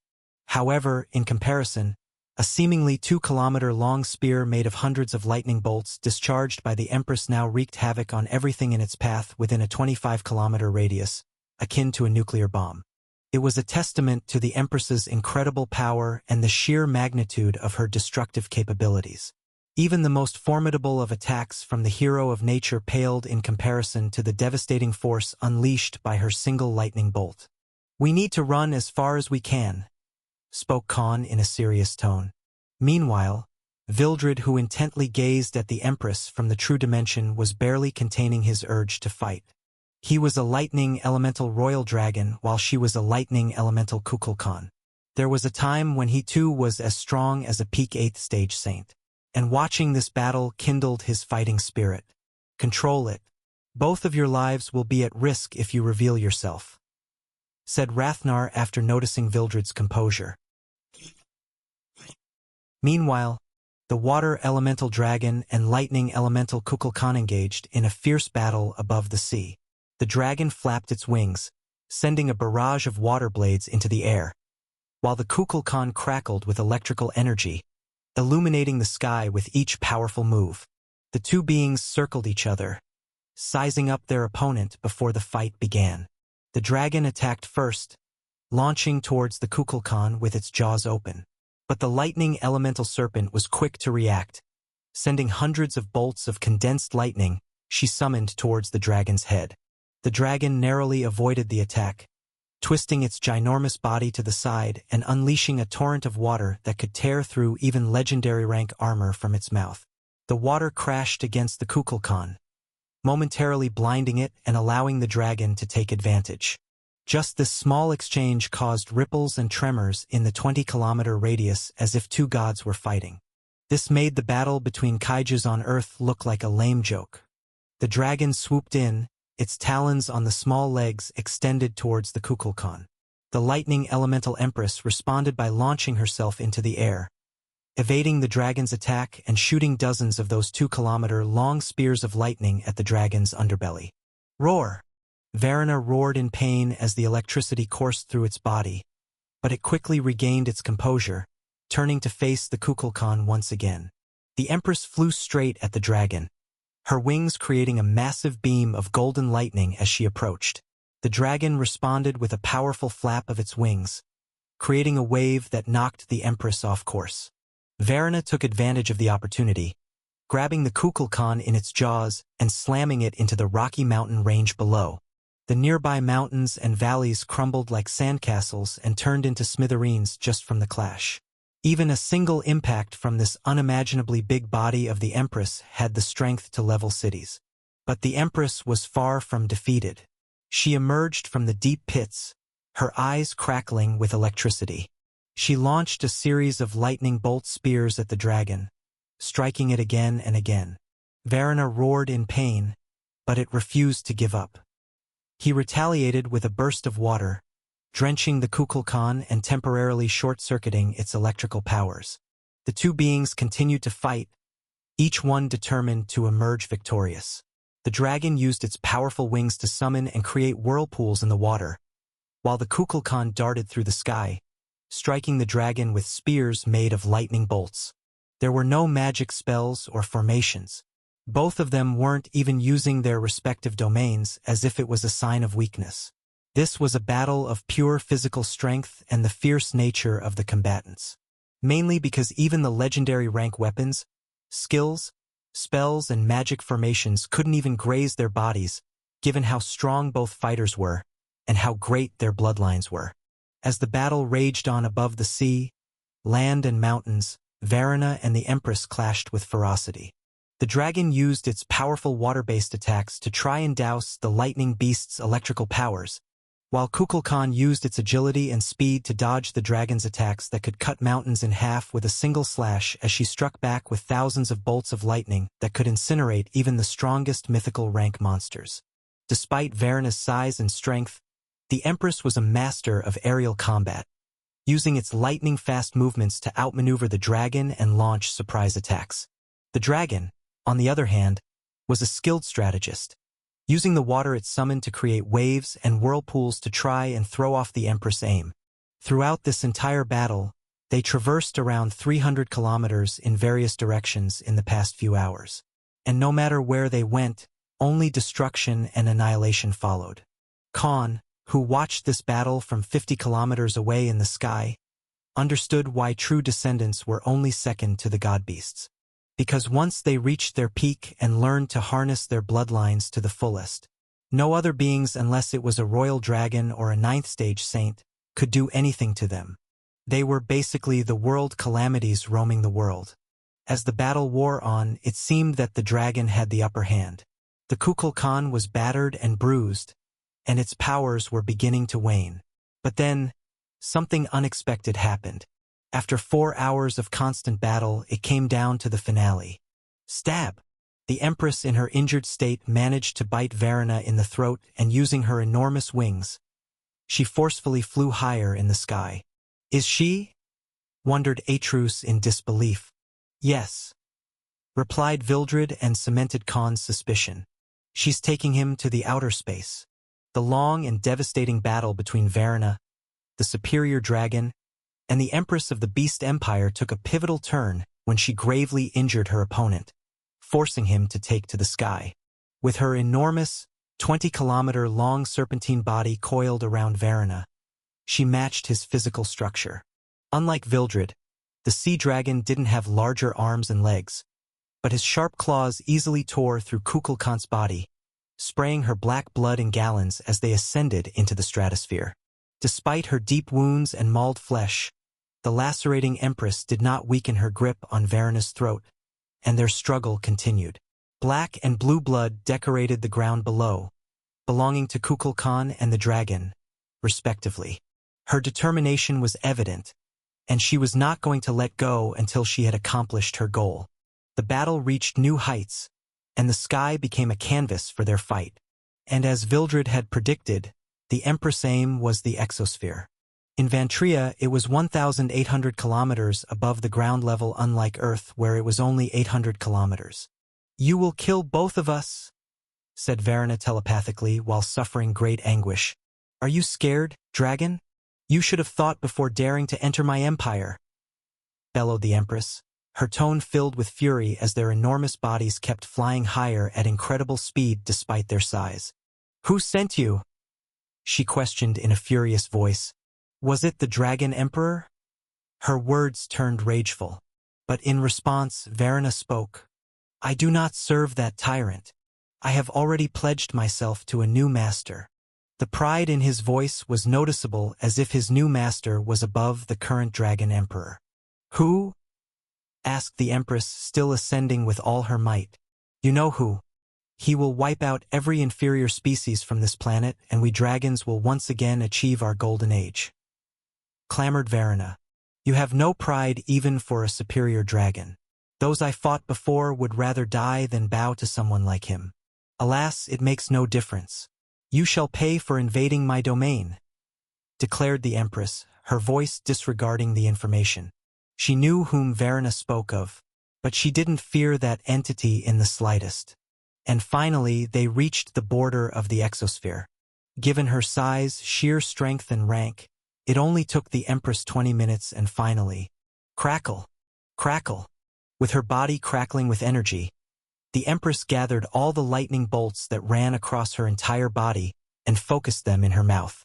A ginormous orb of erratic and volatile golden lightning began to take shape, carrying with it the strength to disintegrate everything within a 30-kilometer radius. The energy crackled and surged, causing the air around the Empress to ripple and distort. The orb grew larger and more intense, and the Empress strained under the immense power she was summoning. Shoot! Breaking the sound barrier, the attack launched like a laser beam and hit Verena. Boom! Verena, the superior dragon, was thrown out of the exosphere with incredible force, hurtling through space like a bullet shot from a gun. He may have been a water elemental dragon, nigh indestructible on sea and land, but the laws of physics were unforgiving in the vacuum of space. What happened to a drop of water in the outer space was exactly happening to Verena. In space, where there is no air, there is no air pressure. As air pressure drops, the temperature needed to boil water becomes lower with each passing moment. Verena's body churned and writhed as he hurtled through the void of outer space. Even though he was a water elemental dragon, he was not immune to the laws of the universe. At first, it was just a slight warmth, like the feeling of being in a hot bath. But soon, that warmth turned to heat, and the heat turned to searing pain. Verena's body was heating up by 100 degrees Celsius every second, and he knew that if he didn't find a way to cool down soon, he would be burnt to a crisp. And this time, as if he was cut off from Vantria itself, no matter what he did, he couldn't use his powers to descend from the exosphere. Without access to the world energy that sustained him, he felt his body heating up rapidly. Crack! Varana's body continued to heat up at an alarming rate, and soon his bones and internal organs began to dry up and crack. It was like his body was being reduced to ash, crumbling into bits like burnt paper. He screamed in agony, but no sound escaped his lips, for there was no air in the vacuum of space to carry it.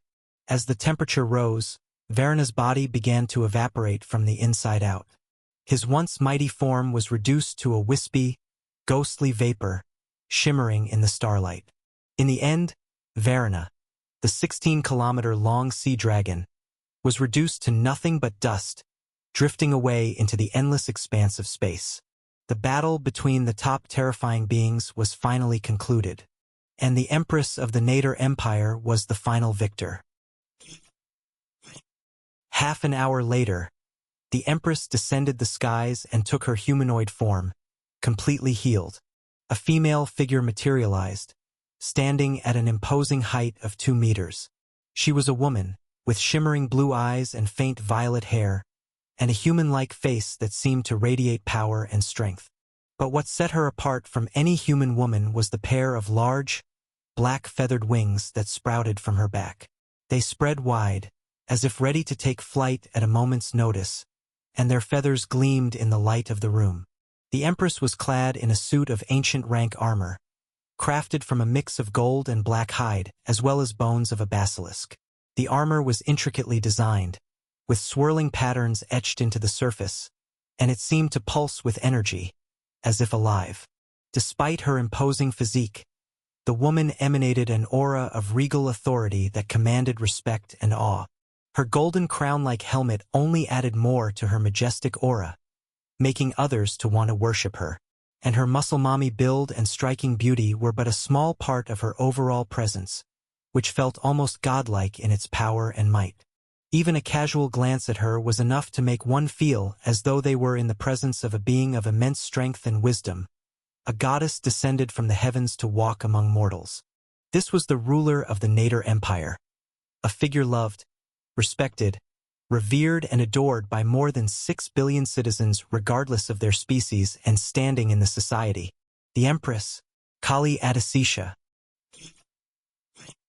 Khan, Maximus and Juno were the only witnesses of this battle and watched everything from afar. Swoosh! In a picosecond, the Empress appeared in front of the 3 saints. She looked at the hero of nature and spoke in an authoritative tone.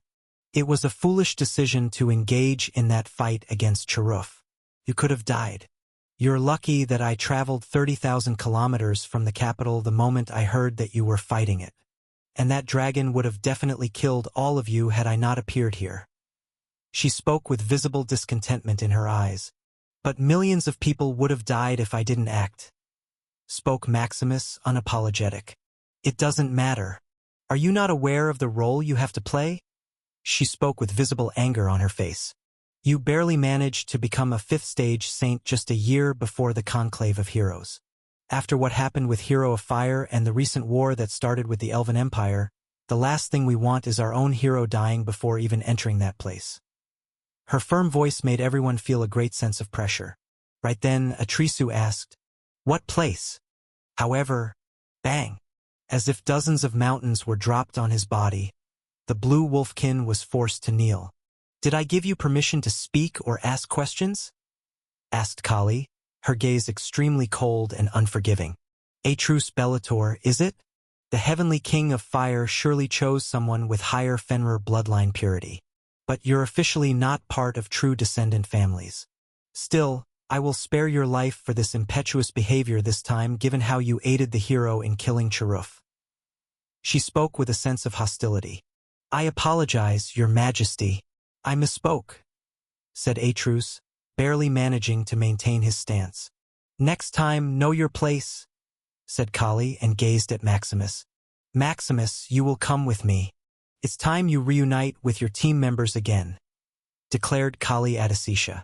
All Maximus could do was nod. This was an order he couldn't refuse.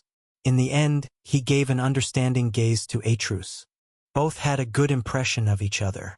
But their time together had come to an end. After both the Empress and Hero of Nature had left, Atrus and Juno were the only remaining people. Atrus, are you an idiot?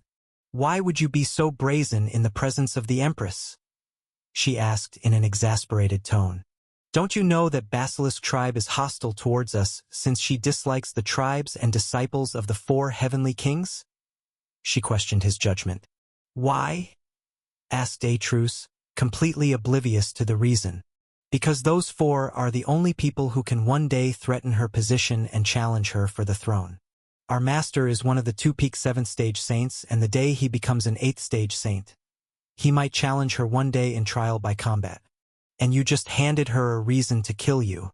She stands at the pinnacle, and you're not even in the top 5 hierarchical positions in our empire. Explained Juno, the spirit enchantress. Your identity as shadow disciple saved you here, as they are protected by the laws of the empire, which prohibits anyone from harming them before the tourney. She revealed why the Empress did not go far. All Khan could do was ask with a baffled face. So I nearly escaped death? Khan had barely escaped the wrath of the Empress by a hair's breadth. His ignorance of the hierarchy, which barred him from asking even simple questions due to his identity as the shadow disciple, had almost cost him his life. Meanwhile, 700 kilometers away from the Aurelius city, another terrifying battle was unfolding. The once lush grassland and vast mountain range that spanned 250 kilometers in total perimeter were now a ruined and charred battlefield. Millions of creatures that had inhabited these lands for their entire lives lay lifeless, their bodies strewn across the desolate landscape. In the center of a 500-meter-wide crater stood a towering, 2-kilometer-tall creature, its red and white body riddled with thousands of deep wounds. Glowing red tusks covered its massive physique, and 3 long, scaly tails extended from its bipedal form, giving it a distinct appearance. Despite its size and power, this monstrous entity was the loser of the battle, barely gasping for breath as it lay defeated on the ground. The victor of the battle stood on the opposite side, just 3 kilometers away from the defeated creature. The area within a 50-kilometer radius was now filled with thousands of towering, kilometer-tall fire elemental weapons, each varying in shape and type. Amidst this array of deadly weapons and the intense killing intent they emitted, stood a towering true descendant, 3 kilometers tall. The creature's black fur was ablaze, and its 4 legs were wreathed in flames. Its massive jaws, filled with 4 fangs and countless razor-sharp teeth, were on full display. The heat emanating from its body had turned the surrounding area into nothing but magma. The creature had 9 tails, each stretching 1,200 meters and carrying a massive yellow eye in it that moved independently. On the head of this terrifying being were 4 eyes on each side of its face, and a larger one on its forehead that gave off a domineering aura. Golden stripes, each 100 meters wide, extended across its fur and outside of its body like a heavenly robe of an immortal. The devastation and smoke emanating from the battle had turned the sky black. This was no ordinary monster, but a true descendant of one of the 5 god beasts. Its bloodline purity was the highest among all descendant species, making it an exceptionally powerful and feared creature. This was the true descendant of god beast Fenrir, also called as Karama. But given the appearance of its domain and having experienced it once by himself, Khan knew this walking world calamity as Romulus Lycaeus.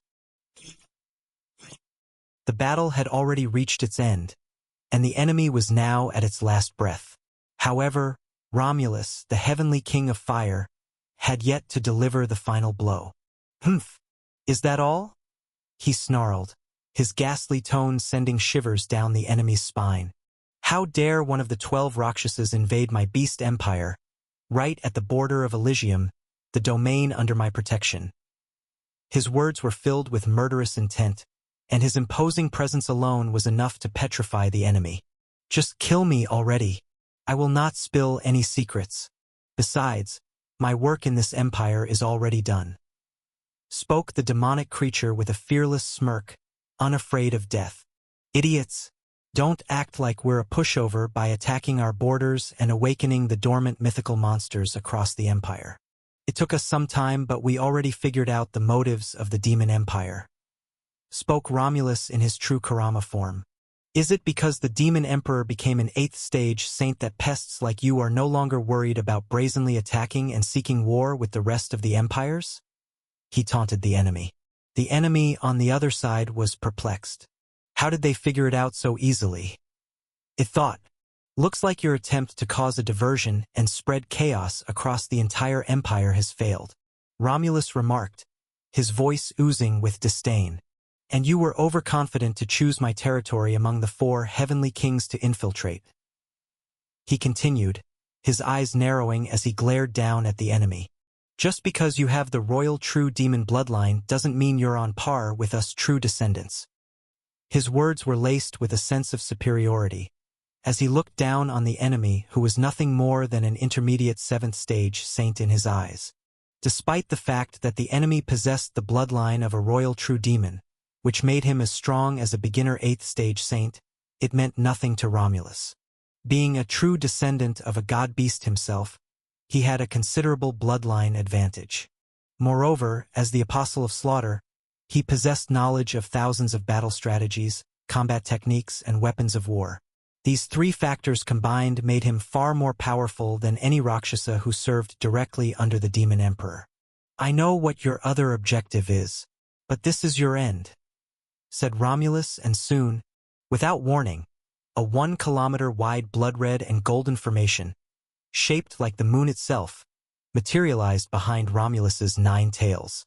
The ancient formation hummed with power, and its mere presence seemed to stop time, restricting the movements of the demonic creature before him. Domain of Slaughter, 2nd form, he spoke in a dreary tone.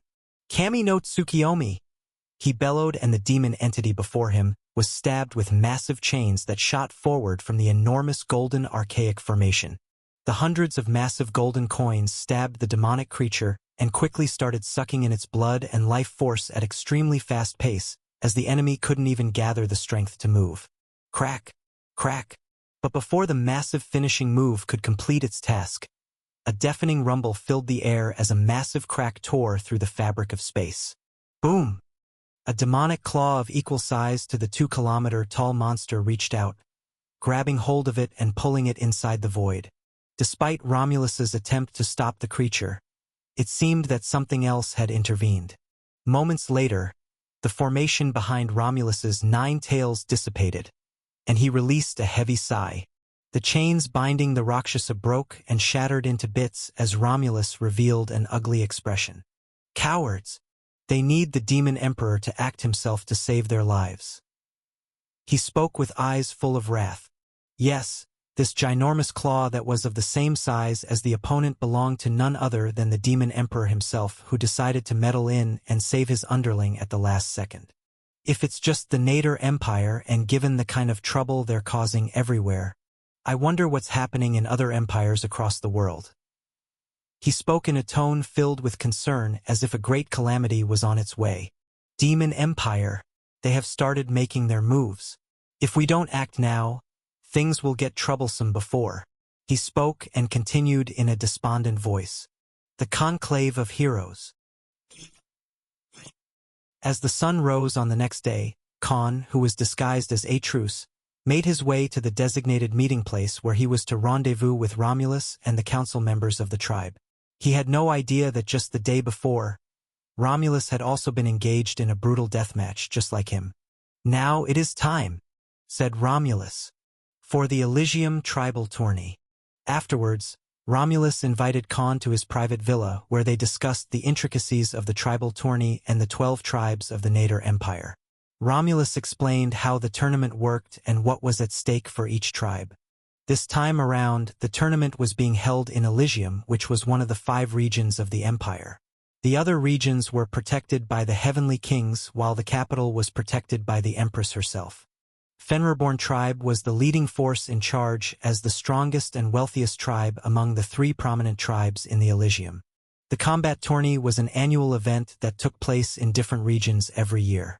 It was a fierce competition where local powers would pit their strongest warriors against each other to prove their might. The victors of the tournament were granted various privileges, such as the rights to trade and lease particular lands for mining and harvesting. In the Beast Empire, strength was the only currency that mattered. There was no concept of civil rights, democracy, or elitism.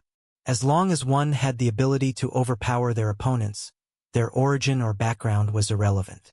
This is why every clan and force put great emphasis on cultivating powerful warriors who could represent them in the competition.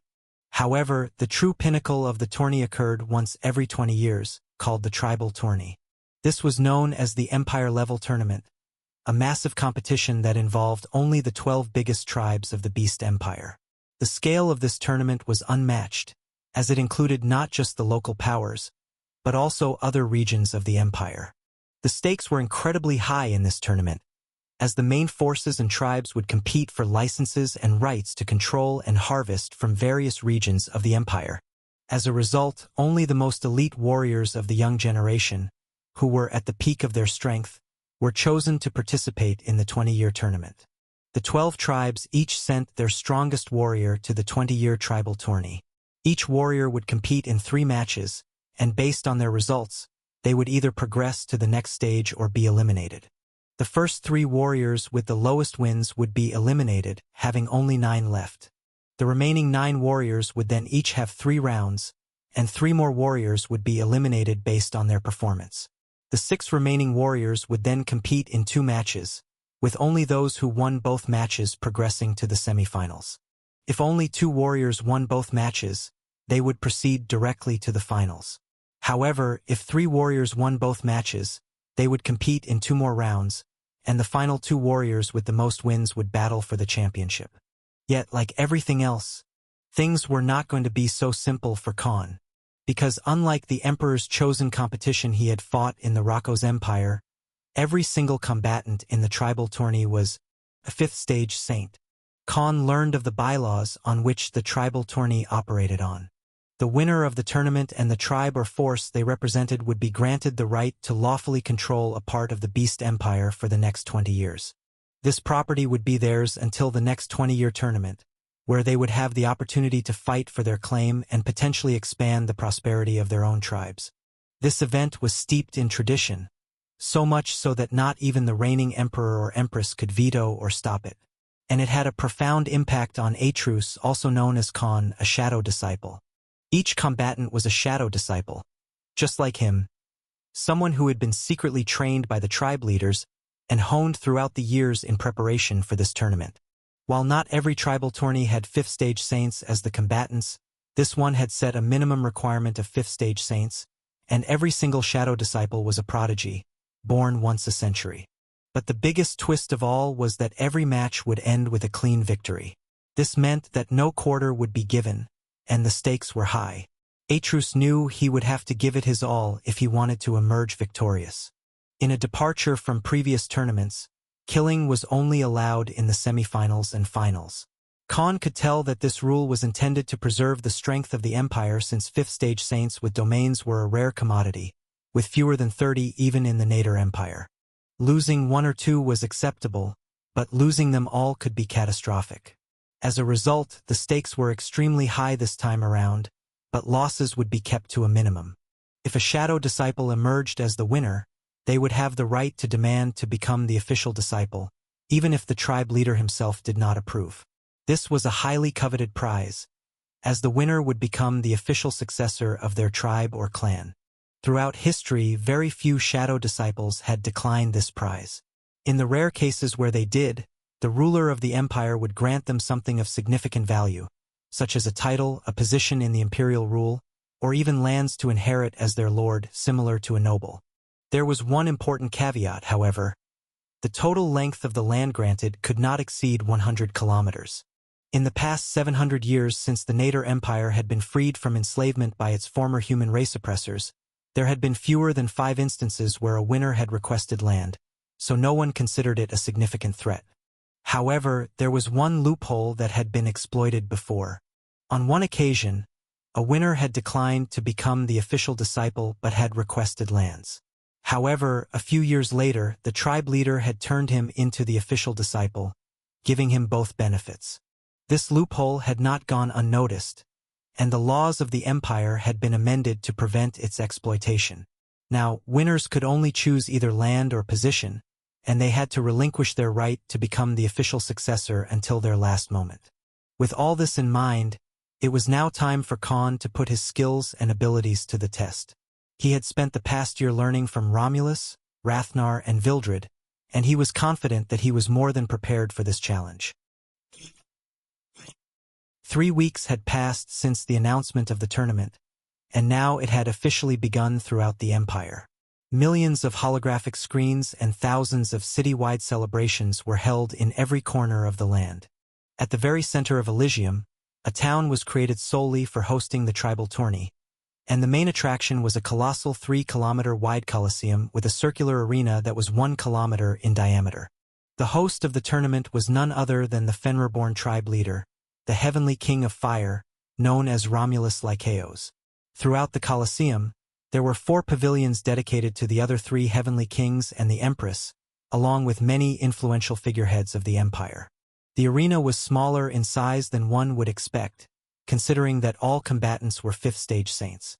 However, the actual fights were set to happen in pocket realms, similar to the ones where Romulus taught Khan his skills, such as hardening and conceptualization. Here, Atreus finally laid eyes on the other 3 heavenly kings.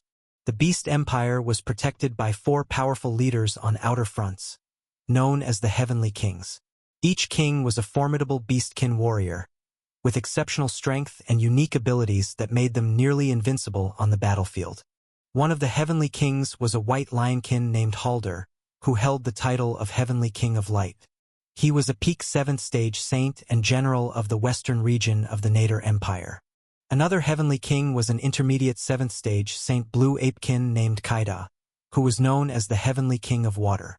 Kaida was the leader of the eastern region of the empire, and he was feared for his ability to control and manipulate water. He could summon massive waves and tidal surges to crush his enemies, and could even use water to heal himself and his allies even if they were in millions. The 3rd heavenly king was a Black Pantherkin named Jero, who held the title of Heavenly King of Metal. He was an intermediate 7th-stage saint and reigned over the northern region of the empire. Jero was a master of metal manipulation, able to control and shape metal with ease. He could summon sharp blades of metal to slice through his foes, or create impenetrable shields and walls to protect himself and his allies. Khan was surprised to learn of the existence of a 5th god beast, in addition to Fenrir, Basilisk, Behemoth, and Rock. He had only recently discovered that 2 of the 4 heavenly kings, the White Lionkin and the Black Pantherkin, were from the true descendant families of the god-beast Baihu. Khan's knowledge of various cultures and mythologies from his past life had prepared him for this revelation. He knew that on Earth, especially in Chinese mythology, the god-beast Baihu was also referred to as the heavenly white tiger. However, in this world, it was not exactly a tiger but a feral monster that resembled a saber-tooth.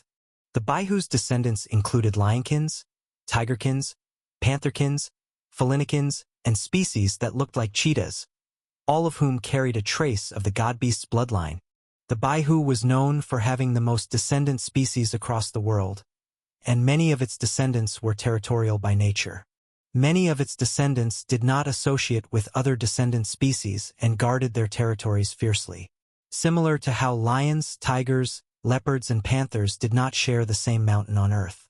Even Drigger, the legendary rank monster that Omega had fought and killed in the Elven Empire, was not a direct descendant but a variant species of the Baihu. Despite being a rank lower, Drigger was already strong enough to face someone like Omega, a variant of the god-beast Fenrir. Despite its prominence, information about the god-beast Baihu was scarce and often hidden by design due to the infighting between the descendants. Khan didn't pay much attention to the arena's details, as it was similar but also unique compared to the one he fought in inside the Rocco's Empire. Instead, he focused on his opponents. Not one of them was weaker than him in terms of aura, and most of them were true descendants themselves. Khan wasn't worried about his opponents turning into monsters, as one had to be at least a beginner 7th-stage saint to transform and use their bloodline to the fullest. However, their bloodlines gave them a significant advantage in stats. Compared to normal 5th saints, every single one of them was on par with an intermediate 6th-stage saint, thanks to their origins. This was also one of the reasons why true descendants were often the leading forces. Khan was particularly impressed by the current empress, who was a true descendant and had demonstrated her incredible strength by killing a superior dragon with sheer brute force alone. After a welcoming speech from Romulus, the host, the participants and the audience were treated to several cultural dances and prayers to the god of nature, followed by various rituals. The preparations took several hours, but eventually, it was time for the first match of the opening day. The Empress had decided to draw the matchups through a gacha draw, and the announcer was now ready to declare the names of the combatants. With bated breath, the audience waited for the first name to be called out. The first warrior to step into the arena is the shadow disciple of the Ganesha tribe, Gaja Ektante, the announcer declared, his voice echoing throughout the stadium.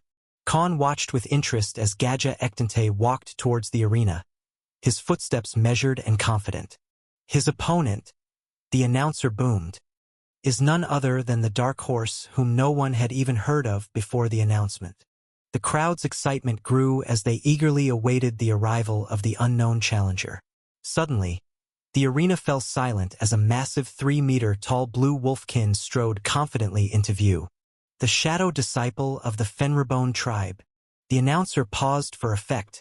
Gasps and whispers rippled through the audience as they tried to comprehend the power and skill of this enigmatic warrior. The tension was palpable as the two combatants faced each other, ready to begin the fight. Atrus Bellator. In the opening match, Khan, also known as Atrus, faced off against his first opponent, the Elephantkin or Gaja Ektante, of the Ganesha tribe. This tribe consisted of many descendant species of behemoth, whose ancestors resembled mammoths. However, over time, the Ganesha tribe had evolved to look like other beast skins, with the exception of their distinctive elephant heads. The upcoming match was highly anticipated by many, as both combatants were skilled close-quarter combat, CQC warriors. One was an Earth Elemental Warhammer warrior, while the other was a Water/Ice Elemental Brawler warrior. Promised to be an intense showdown of strength and skill. As the two fighters walked into the center of the arena, they were greeted by a legendary rank formation that had been set up across the entire space. It was clear that this match was going to be something special. The Elephantkin, Gaja Ektante, was an imposing figure with dark gray skin that towered over Atrus at a height of 5 meters. He sported a feather headdress adorned with a combination of white, red, and blue colors that added to his intimidating presence. His most distinctive feature was his 2 1-meter-long curved tusks. To match his impressive stature, he wielded 2 massive warhammers, each adorned with spikes that extended outward. As Atrus sized up his opponent, he couldn't help but feel a sense of awe and trepidation. However, he quickly composed himself, knowing that he had trained for this moment and was ready to face any challenger that came his way. Though the Elephantkin was taller and more physically imposing than Atrus, he was not intimidated by his opponent's size or strength. As the two combatants circled each other, Atrus noticed the skill with which the Elephantkin wielded his giant warhammers. Despite their size, he swung them with impressive speed and precision. Atrus knew he would have to rely on his agility and quick reflexes to evade his opponent's powerful blows. However, there was a twist. In a not-so-surprising move, both combatants were suddenly enveloped by a powerful energy field and transported to a different pocket dimension. But the excitement didn't end there. In fact, the arena was capable of replicating the entire environment and world energy of the fighters in real time. The audience would be able to feel the intense battle between 2 5th-stage saints as if they were fighting right inside the arena in front of them. They could even feel the elements of nature as if they were present in the fight. Every single member of the million-strong audience would experience the rush of the battle as if they were the ones fighting themselves. This was the magic of the tribal tourney, a truly unique event in their culture. This experience was not limited to the arena either. Anyone willing to pay the ticket fee could also experience the same feeling across the entire empire. Nodes that broadcasted the match would carry the same sensory experience to billions of viewers across the empire. It was no wonder that the tribal tourney was such a highly anticipated event in their culture. Even the weakest citizens could feel the surge of power like they were saints themselves in this format of fight, instead of just spectating it. This feeling was too intoxicating, and as a result, the money amassed through the event was astronomical. But the event served another purpose too. People could evaluate which combatant was a better and more skilled warrior, since they experienced the entire battle themselves. This led to intense discussions and debates among the audience, adding an extra layer of excitement to the already thrilling event. In the end, the tribal tourney was much more than just a competition between two warriors. It was a unique experience that brought people together from across the empire, allowing them to share in the excitement and power of the fight. It was a celebration of strength and skills that left the audience with a sense of awe and admiration for the fighters who participated. Thud. Surrender before I accidentally kill you, Gadja growled. Atrus replied with a smirk. Funny, I was going to say the same thing. Gadja was not amused, and with a swift movement, he got into battle position. The two combatants were then sent into a deep forested region to fight, and as they arrived, both activated their domains. Gadja could create warhammers of earth element while Atrus activated his waterblade hurricane, which people assumed was his domain. Both had strong domains for beginner 5th stage saints, and the audience could feel the power emanating from them. The forested region came to life as the two warriors battled each other. The trees swayed and the ground shook with each blow, as Gadja swung his warhammers with great force and Atrus countered with his water blades. The battle was intense and both fighters were evenly matched, with neither gaining the upper hand. As the fight continued, the audience could feel the energy of the battle growing stronger. They could feel the elements of nature being manipulated by the combatants as if they were standing right there in the forest with them. Despite Gadja's size and strength, Atrus held his own, using his waterblade hurricane to deflect the warhammers and launch powerful attacks of his own. The battle raged on, with neither combatant able to gain an advantage. The audience was on the edge of their seats, caught up in the excitement of the fight. The air crackled with energy, and the forested region around them seemed to come alive with the intensity of the battle. Gadja taunts as he continues to charge forward. Khan smirks and responded, "Not a chance." He then unleashed a powerful azure dragon fist made of permafrost from his domain, forming a towering wave that crashes towards Gadja. But Gadja was quick to react, using his warhammers to create a protective barrier of earth around himself. The fist collided with the barrier, causing a massive explosion of ice and earth. As the dust settles, Gadja emerged from the debris, seemingly unscathed. Khan's eyes widen in surprise as he realizes the extent of Gadja's strength and durability. Without hesitation, Gadja charged towards Khan with his warhammers at the ready. Khan grits his teeth and prepares for the impact.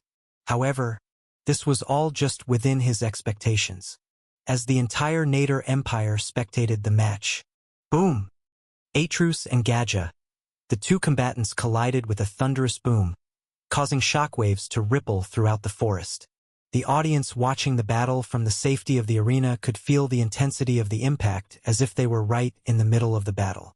Despite the overwhelming force of Gadja's attack, Khan managed to hold his own, using his mastery of water and ice to create walls, icicles and fists to deflect and counter Gadja's blows. The two continued to exchange blows, their domains clashing in a spectacular display of power and skill. As the battle raged on, the audience watched in awe, completely engrossed in the fight. "Is that all you can do?" taunted the elephant kin, trying to rile up Atrus.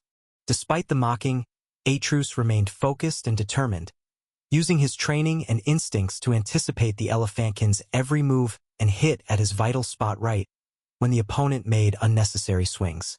As Gadja tried to regain his composure, Atrus unleashes a barrage of water blades that slice through the air towards his opponent.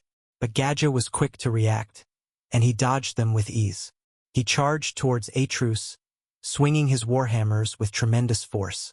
Atrus, however, remained calm and collected. He continued to carefully dodge and weave, using his water blades in various fashion to either deflect Gadge's attacks or make a lethal swing strike and sometimes act as a protective wall.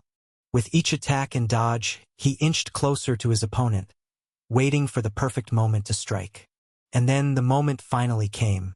Gadge swung his warhammer with all his might, leaving himself wide open due to his own momentum. Atrus took advantage of this and landed a devastating blow, sending Gadge flying through the air. However, his figure suddenly turned into water and drizzled down. But before the enemy that was catapulted 3 kilometers away could even land, a swift figure shot up from the water below. Boom! The force of a punch to Gadge's gut by Atrus broke the sound barrier and threw the former away.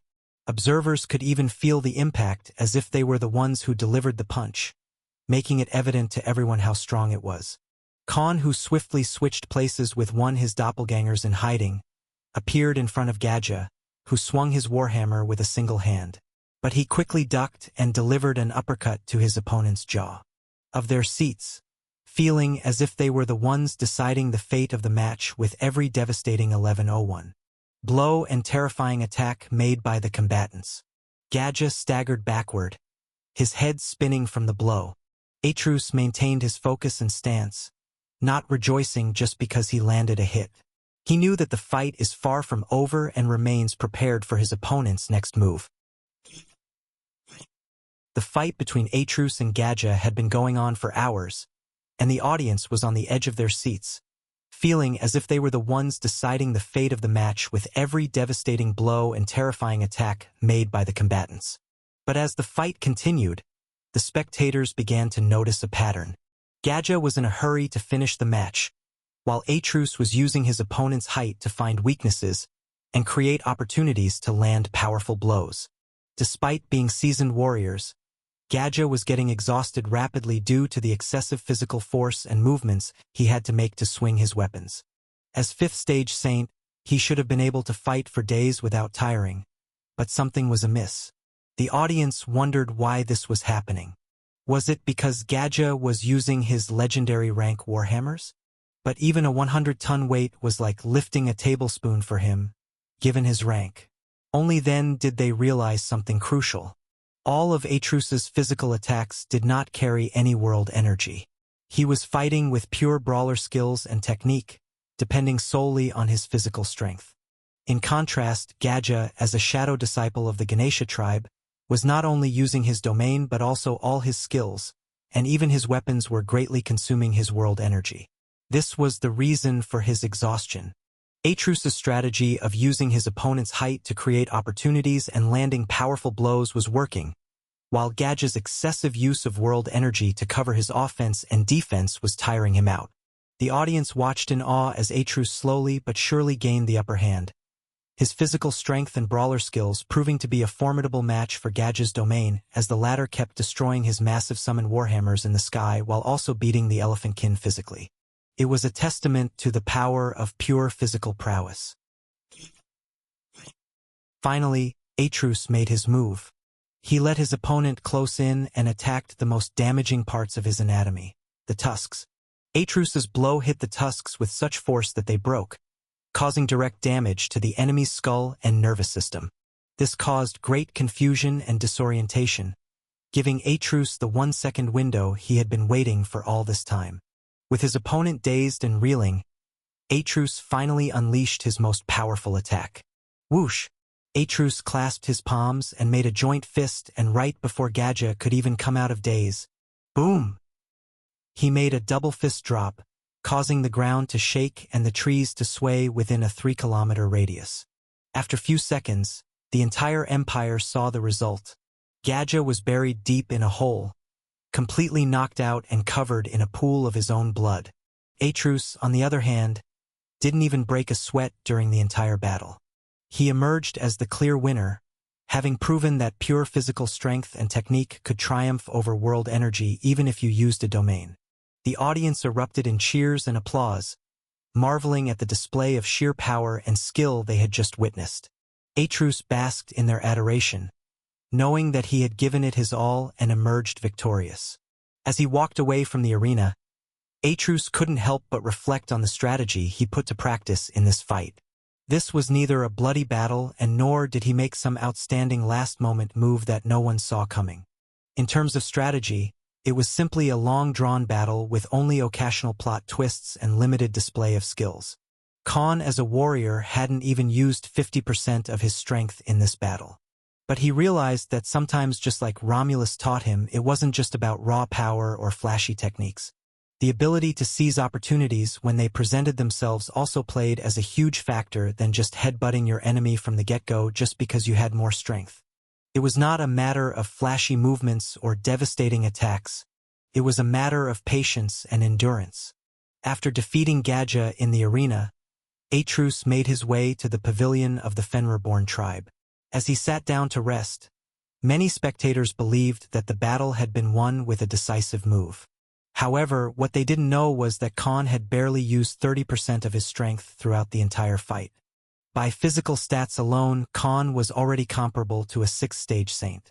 He used the battle as a test of his skills, pushing himself to see how long he could last without relying on his other abilities and combat techniques.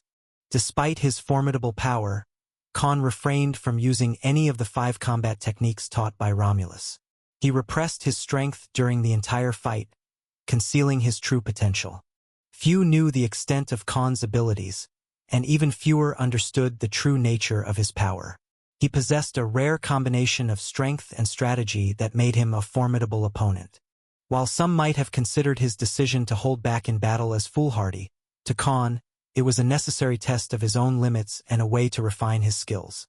As he sat in the pavilion of the Fenrir-born tribe, Atrus contemplated the true nature of power and the importance of strategy in combat. He knew that to truly master his abilities, he needed to approach each fight as a test of his own limits.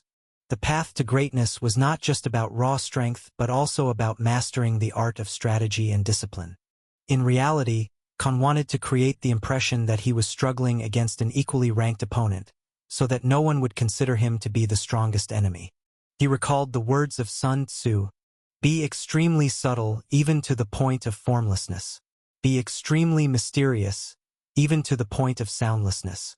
Thereby you can be the director of the opponent's fate." Khan was following this philosophy, using his subtlety and mystery to manipulate the perceptions of those around him. Khan's decision to appear weak instead of showcasing his strength was a calculated move. He knew that if he revealed his full power too soon, his enemies would be prepared for his attacks in future battles. By concealing his true abilities, he could keep his opponents guessing, always one step ahead. Even Romulus taught him back then that true power was not just about physical strength, but also about mental fortitude and strategic thinking. And Rathnar had also advised him that sometimes the greatest strength lay in appearing weak and allowing one's opponent to underestimate them. After the battle with Gadja, Atrus decided to spectate other matches taking place in the arena. As he scanned the crowds, he spotted the Kuin Pang tribe, descendants of the Rock, who were considered the second strongest tribe in Elysium after the Fenrir-born tribe. Despite their formidable strength, the Kuin Pang tribe was often overlooked and undermined, largely due to Romulus being the Heavenly King and the Fenrir-born tribe's dominant position in terms of total members and influence. Atrus watched with interest as the Kuin Pang tribe's warrior showcased his skills and battled fiercely against the opponent despite lacking physical strength and only having agility as his advantage in the battle. He admired this warrior's perseverance and determination, despite the odds being stacked against him. As he continued to watch the matches, Atrus realized that there were many other talented warriors in Elysium who had yet to make their mark. He felt a sense of excitement and anticipation, wondering who he would face next and how he would fare against them. As Atrus continued to spectate the battles in the arena, he saw many strong contenders who could potentially be his next opponents. One of the most impressive fighters was the shadow disciple of the Heavenly King of Metal, who was both strong and fast in battle. He dominated his opponents with his skills from start to finish, even making Khan feel a sense of competitiveness. Another formidable fighter was a female from the Tenjua tribe, who was also the shadow disciple of the Heavenly King of Light. Throughout her entire 2-hour-long battle, she wasn't even hurt once, showcasing her incredible speed and affinity for the lightning element. Her lightning-fast strikes were a great deciding factor in her victory. Additionally, there was a green basiliskkin who looked like a man with the head of a python. He was from the basilisk tribe, same as the Empress, and excelled in using his abilities to hypnotize and slow down his opponents through his venom. However, to achieve these effects, he intentionally left openings for his opponents to attack him, just so he could land a direct hit of his venom. This made for an interesting and unorthodox fighting style that caught Atreus' attention. Lastly, there was one particular apekin named Harambe of the Kong tribe who wielded a staff. He was the shadow disciple of the heavenly king of water, and his fighting style was a unique blend of powerful wood element-based attacks and staff techniques. Atreus watched as he effortlessly defeated his opponent, leaving them battered and bruised in the arena. As Khan continued to observe the matches, he was also collecting data on his potential opponents and their fighting styles. He used this information to simulate how to defeat them using his only Brawler Saint skills and Water/Ice elemental affinity. Suddenly, his attention was drawn to the current match, where a light gray snow leopardkin was taunting his opponent, a pandakin warrior with a straw hat on his head and a bamboo stick in his mouth. "You're just a big fat panda," with scorn, his opponent, a snow leopardkin, spoke. But the pandakin confidently replied, "Oh, I'm not a big fat panda. I'm the big fat panda." As the snow leopardkin attacked, the pandakin effortlessly caught his fist and held onto his pinky finger. "Is that the whoosher finger?" asked the leopardkin, baffled and terrified. But the pandakin simply replied with one word: "Skadoosh." Boom! The massive wave of golden energy reverberated and spread across the dimension they were fighting.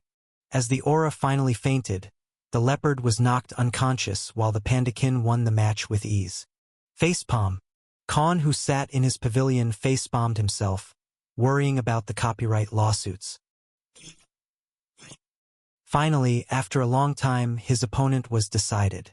He faced the opponent in the arena. "Hey leopard, try not to die." He spoke to his opponent, who was none other than the shadow disciple of the heavenly king of light. But after hearing those words, the feline spoke in disdain. "You damn wolfkin bastard. I'm a jaguarkin," she bellowed in anger. "Ah, is that supposed to matter? You both look the same to me," responded Atreus. Gasp! Billions of people gasped. "Ha ha ha ha!" The heavenly king of water laughed. He spoke to Romulus telepathically. "Your shadow disciple does take after you. He knows how to get in his opponent's head before the fight even starts." Even the heavenly king of light and heavenly king of meal were appalled. They wouldn't even dare to joke about something like that despite their positions. Because what did it mean? That all the descendants of the god-beast Baihu looked the same? Even Romulus felt a bit pressured. This was politically going to give him a lot of trouble. Atreus had at least pissed off 1 billion citizens across the Nader Empire, including the other shadow disciples belonging to this bloodline. "You made this personal, and things turn ugly when I get personal," she threatened. Atreus shrugged as if he didn't care. "Stop bragging. All I have to do is throw a ball of yarn at you and my victory is assured." Gasp! This time the response was even bigger. The fight finally started and both combatants were sent to a separate pocket dimension. 2 hours later, the fight ended with Khan's victory, and all the spectators watched with their mouths wide open and jaws dropped. Why? Because this moment the opponent was under his feet. She had already tapped out and forfeited the match, but Atreus kept stomping on her neck for some reason. "You spoiled brat," he said in an admonishing tone. He summoned a ball of water and drenched the opponent. "Wet enough?" he asked with a devilish grin. The opponent was getting thoroughly humiliated in front of the whole empire. "What's the matter? Cat got your tongue?" he asked carefree. This entire battle was just Atreus taunting his opponent while beating the shit out of her as he kept making offensive jokes to her species and bloodline. At this remark, millions of audiences went berserk across the empire. Khan previously wanted to act like an underdog after his first battle, but now, he was gathering the ire of billions of people for some reason only he knew. Even the heavenly kings and the empress were speechless and barely contained the urge to intervene. Because without even realizing, Khan may have caused the next civil war. Rather than choosing to be an underdog and carefully progress through the tournament rounds as his enemies underestimated him, giving him the chance to turn the tide of battles at the last moment, Khan decided to do the opposite during his second battle. Why did he make this decision? As Atrus, watching the match between Pandakin and his opponent named Taikung, Khan came to a sudden realization. The Pandakin appeared harmless and barely made any outstanding moves or displayed his strength. One might even describe him as a jungle panda rather than a saint. However, one thing was evident: his eminent victory that came with unshakable resolve throughout the battle was the final result. Regardless of what others thought of him or how they perceived him as a combatant, the Pandakin's victory was undeniable. Other people's opinions, expectations, and predictions about the battle didn't matter. Khan had a moment of epiphany. He realized that his previous strategy of being the underdog and relying on the enemy's underestimation had a significant flaw. He could never be sure if his enemy would underestimate him or not. He realized that he had been downplaying himself and hiding his strength, regardless of where he went and how powerful he was compared to his enemies ever since he reincarnated in Vantria. Whether it was Rocco's Empire's Emperor's chosen competition or the Nader Empire's tribal tourney, he always chose to be the underdog. At one point, this approach made sense and was logical given his circumstances. However, times had changed. Khan was no longer fighting for himself but as the representative of the entire Fenrirborn tribe, as well as his master Romulus Lycaeus, also known as the Heavenly King, in front of the entire Beast Empire. He was no longer just a nobody with no background who would face dire consequences by defeating the prodigies of the top tribes. Instead, he would be looked down upon if he won his matches by only a hair's breadth.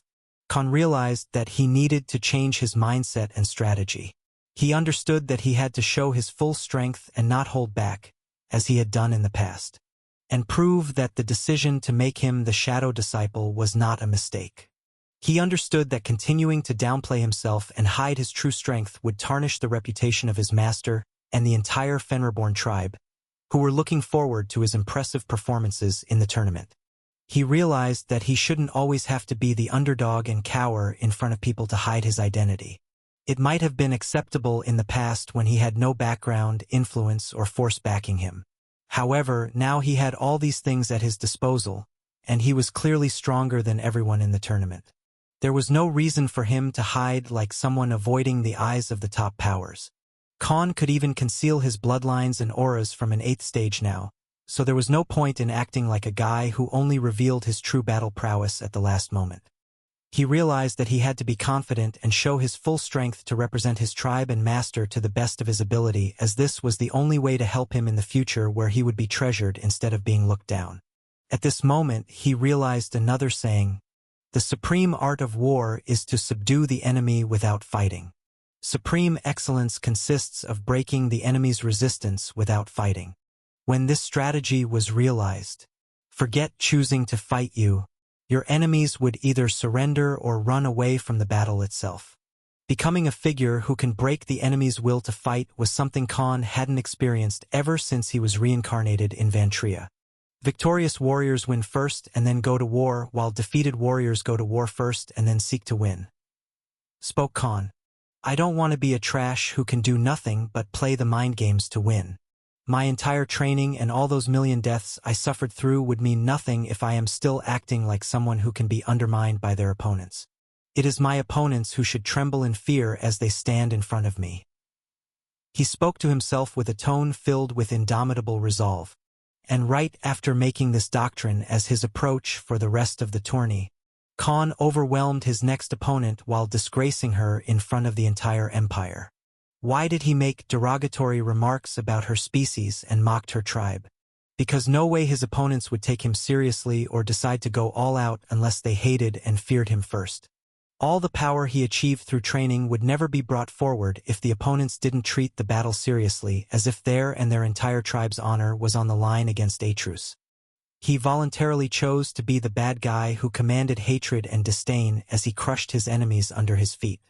And that was why he purposely attracted the ire of billions of people and the other Shadow Disciples.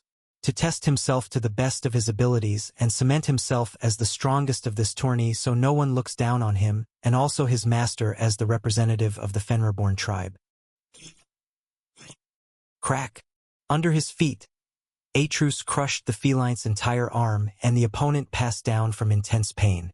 TCH, so weak, couldn't even withstand this small injury. So disappointing. I wonder if all the descendants of the god-beast Baihu are this weak. He spoke with an exhausted voice as if it was he who was wronged. Flash! The battlefield suddenly changed its appearance and then Atreus and his opponent were brought back into the arena. Boo! This bastard wolf! I'll show you who's weak. Somebody kill this trash. How dare he talk down on all of us? Shouted people in the audience. More than 1 billion citizens across the entire Beast Empire shared this resentment against Atreus. Right at that moment, a voice resounded in Romulus' head. Heavenly King of Fire, your shadow disciple better lose soon, because otherwise I will have my disciple kill him if he reaches the finals. Spoke the Heavenly King of Metal, Jero. Same for me. If he survives the tourney somehow, I'll make sure he is taken care of. Remarked the Heavenly King of Light, Halder. Is that so? Then don't blame me if I end up wiping both of your tribes from the face of this planet along with you two with them. Replied Romulus in a menacing tone. He wasn't going to let others talk down on him just because of Khan's behavior. So what if he insulted his opponents? He wasn't weak himself and Romulus had already decided to back him up all the way. Just a minor issue like this and others were acting like Atreus massacred millions and his crimes were unacceptable. He didn't care if someone tried to use this against him. Romulus had only one creed throughout his life ever since Abyss Empire fell, and he was left alone in the world. He would go to the depths of hell for his family, loved ones, and those who loyally followed him. If anyone dared to harm the people he cared about, the Fenrirborn would pull out their damn spine from the back and make them watch as he ripped it apart. Silence! All of you need to contain your anger. The tribal tourney is not where you act like a war is going on. As demeaning as Atreus' remarks may be, it's not something that has happened for the first time in history. Stop making a big issue out of it. The grim and domineering voice by the Empress, Kali Adesicia, echoed in their minds. Although this issue was going to cause civil unrest for some time, the Empress was more eager to see if Atreus actually had the power to back his bold and arrogant behavior. She wanted to see if he was all bark and no bite. Thus, instead of jumping to conclusions, she chose to place her bets after the tourney. And if the results went against Atreus, then he would have to pay a great price for this transgression. As everyone kept cursing Atreus while other species members laughed and cheered Atreus for thrashing his opponent like a boss, the warrior came back to his pavilion, where everyone gave him a thumbs up in approval. On the surface, they condemned such behavior, but inside their soul, they enjoyed it. For hours later, another 2 matches ended and now, it was time for Atreus to fight his next opponent. He was the first one to arrive in the arena. Thud! His opponent jumped in. Before Atreus stood a massive apekin, towering at a height of 4 meters. The creature had a striking resemblance to a gorilla and was clad in legendary rank armor. His weapon of choice was a staff, which he held confidently in his hand.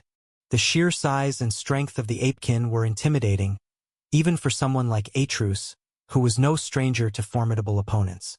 Despite the imposing figure in front of him, Atreus remained calm and collected, his blue fur shining under the light. The tension in the air was palpable as the 2 combatants locked eyes, sizing each other up.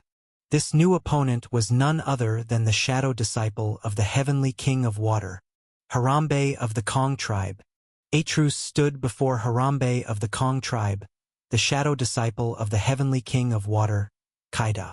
The opponent was donning a brown and blue armor with a golden staff in his hand. With a shameless grin, the wolfkin asked, "How many bananas will it take for you to forfeit this match?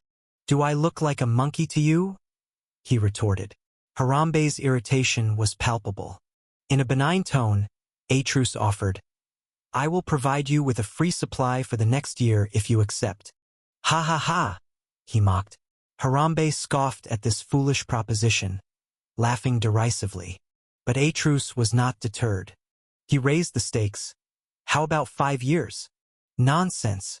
Do you think I'm a fool to fall for something like that? Bellowed Harambe, incensed at being treated like a wildlife gorilla for the first time. Undeterred, Atrus pushed even further. 10 years, he spoke with conviction. Gulp.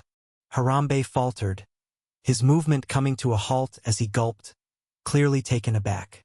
The arena fell silent as billions of people watched in flabbergasted disbelief. Is he seriously considering it?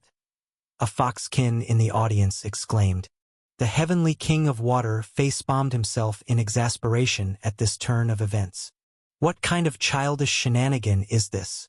Just start the match, he shouted, his frustration visible as this was the last thing he expected to happen in this arena. Swoosh!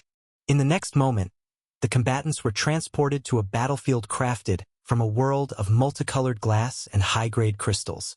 Harambe glared at Atrus, still incredulous at the audacity of his proposition. Boom! As the battle commenced, both warriors summoned their weapons, but this time, Atrus finally revealed the true strength of his legendary rank weapon, aka Beowulf, crafted from the body of a dragon. As the two opponents faced each other, the tension in the arena was palpable. The spectators held their breaths in anticipation, wondering what would happen next. The top powers of the Beast Empire, on the other hand, quickly recognized the weapon and marveled at its quality. How the hell did he get his hands on a mythical rank dragon's corpse? Exclaimed the Empress. Even though it's only a weapon made from a lesser dragon's body, the craftsmanship is simply too extraordinary, as if a master saint blacksmith made it. Remarked the heavenly king of metal, awed by the weapon's impeccable quality. Bang! As the two combatants clashed, their weapons struck with a force that shook the very foundations of the battlefield. Sparks flew as their weapons met, illuminating the battlefield with a dazzling array of colors. Harambe proved to be a formidable opponent, matching Atrus blow for blow. Harambe, determined to turn the tide of the battle, summoned 10 massive staves that were at least 2 kilometers in length. The staves attacked Atrus from multiple directions at once, creating a barrage of strikes that threatened to overwhelm him. However, Atrus was not one to be caught off guard. He summoned dozens of azure dragon gauntlets, each identical to his weapon, to defend himself from the onslaught of staves. Bang! Clang! The two combatants exchanged blows, the sound of metal striking would echoing throughout the glass realm. Despite Atrus's skill and the formidable nature of his weapons, he found it difficult to gain the upper hand against Harambe. As a wood elemental saint, Harambe was able to regrow his staves with hand signs, making it challenging for Atrus to deal lasting damage. Undeterred, Atrus continued to dodge and weave, using the realm of glass constructs to hide and launch counterattacks. His agility proved to be a valuable asset, allowing him to evade Harambe's strikes and land devastating blows of his own. As the battle raged on, the two combatants fought with all their might as their figures flashed across this pocket dimension, their weapons striking with such force that the glass realm trembled beneath their feet. The spectators watched in awe as the two warriors clashed, unsure which of them would emerge victorious. Right then, Atrus started flying away and hid within a vast expanse of glass and crystals. Harambe was puzzled. What the hell are you doing? We're both 5th stage saints. I can sense you even from 50 kilometers away. You idiot! He exclaimed as Atrus tried to hide across this realm by flying at supersonic speed. You sure about that? But the very next moment, his aura completely disappeared. Even the audience couldn't sense or feel him while everyone struggled to locate him. There! A saint in the audience saw a blue flash. Whoosh! Atrus appeared right above Harambe, ready to launch a lethal fist attack. Bang! Atrus appeared above Harambe, his fist poised to deliver a devastating blow. But before he could strike, Harambe raised his staff to block the attack. Rumble! With a thunderous bang, Atrus's fist collided with the staff, unleashing a shockwave that sent ripples throughout the glass realm. Despite the incredible strength of the attack, Harambe managed to absorb the shock, his staff glowing with a green aura as it absorbed the impact. Atrus was momentarily stunned, his attack having failed to land. Harambe saw his opportunity and launched a counterattack, swinging his staff with incredible speed and precision. Atrus barely had time to react, dodging the strike with a lightning-fast movement that left the audience gasping in awe. The two warriors continued to trade blows, their attacks coming faster and faster as the battle raged on. With each passing moment, it seemed as though the arena would shatter under the force of their strikes. Finally, with a final burst of energy, Atrus managed to gain the upper hand.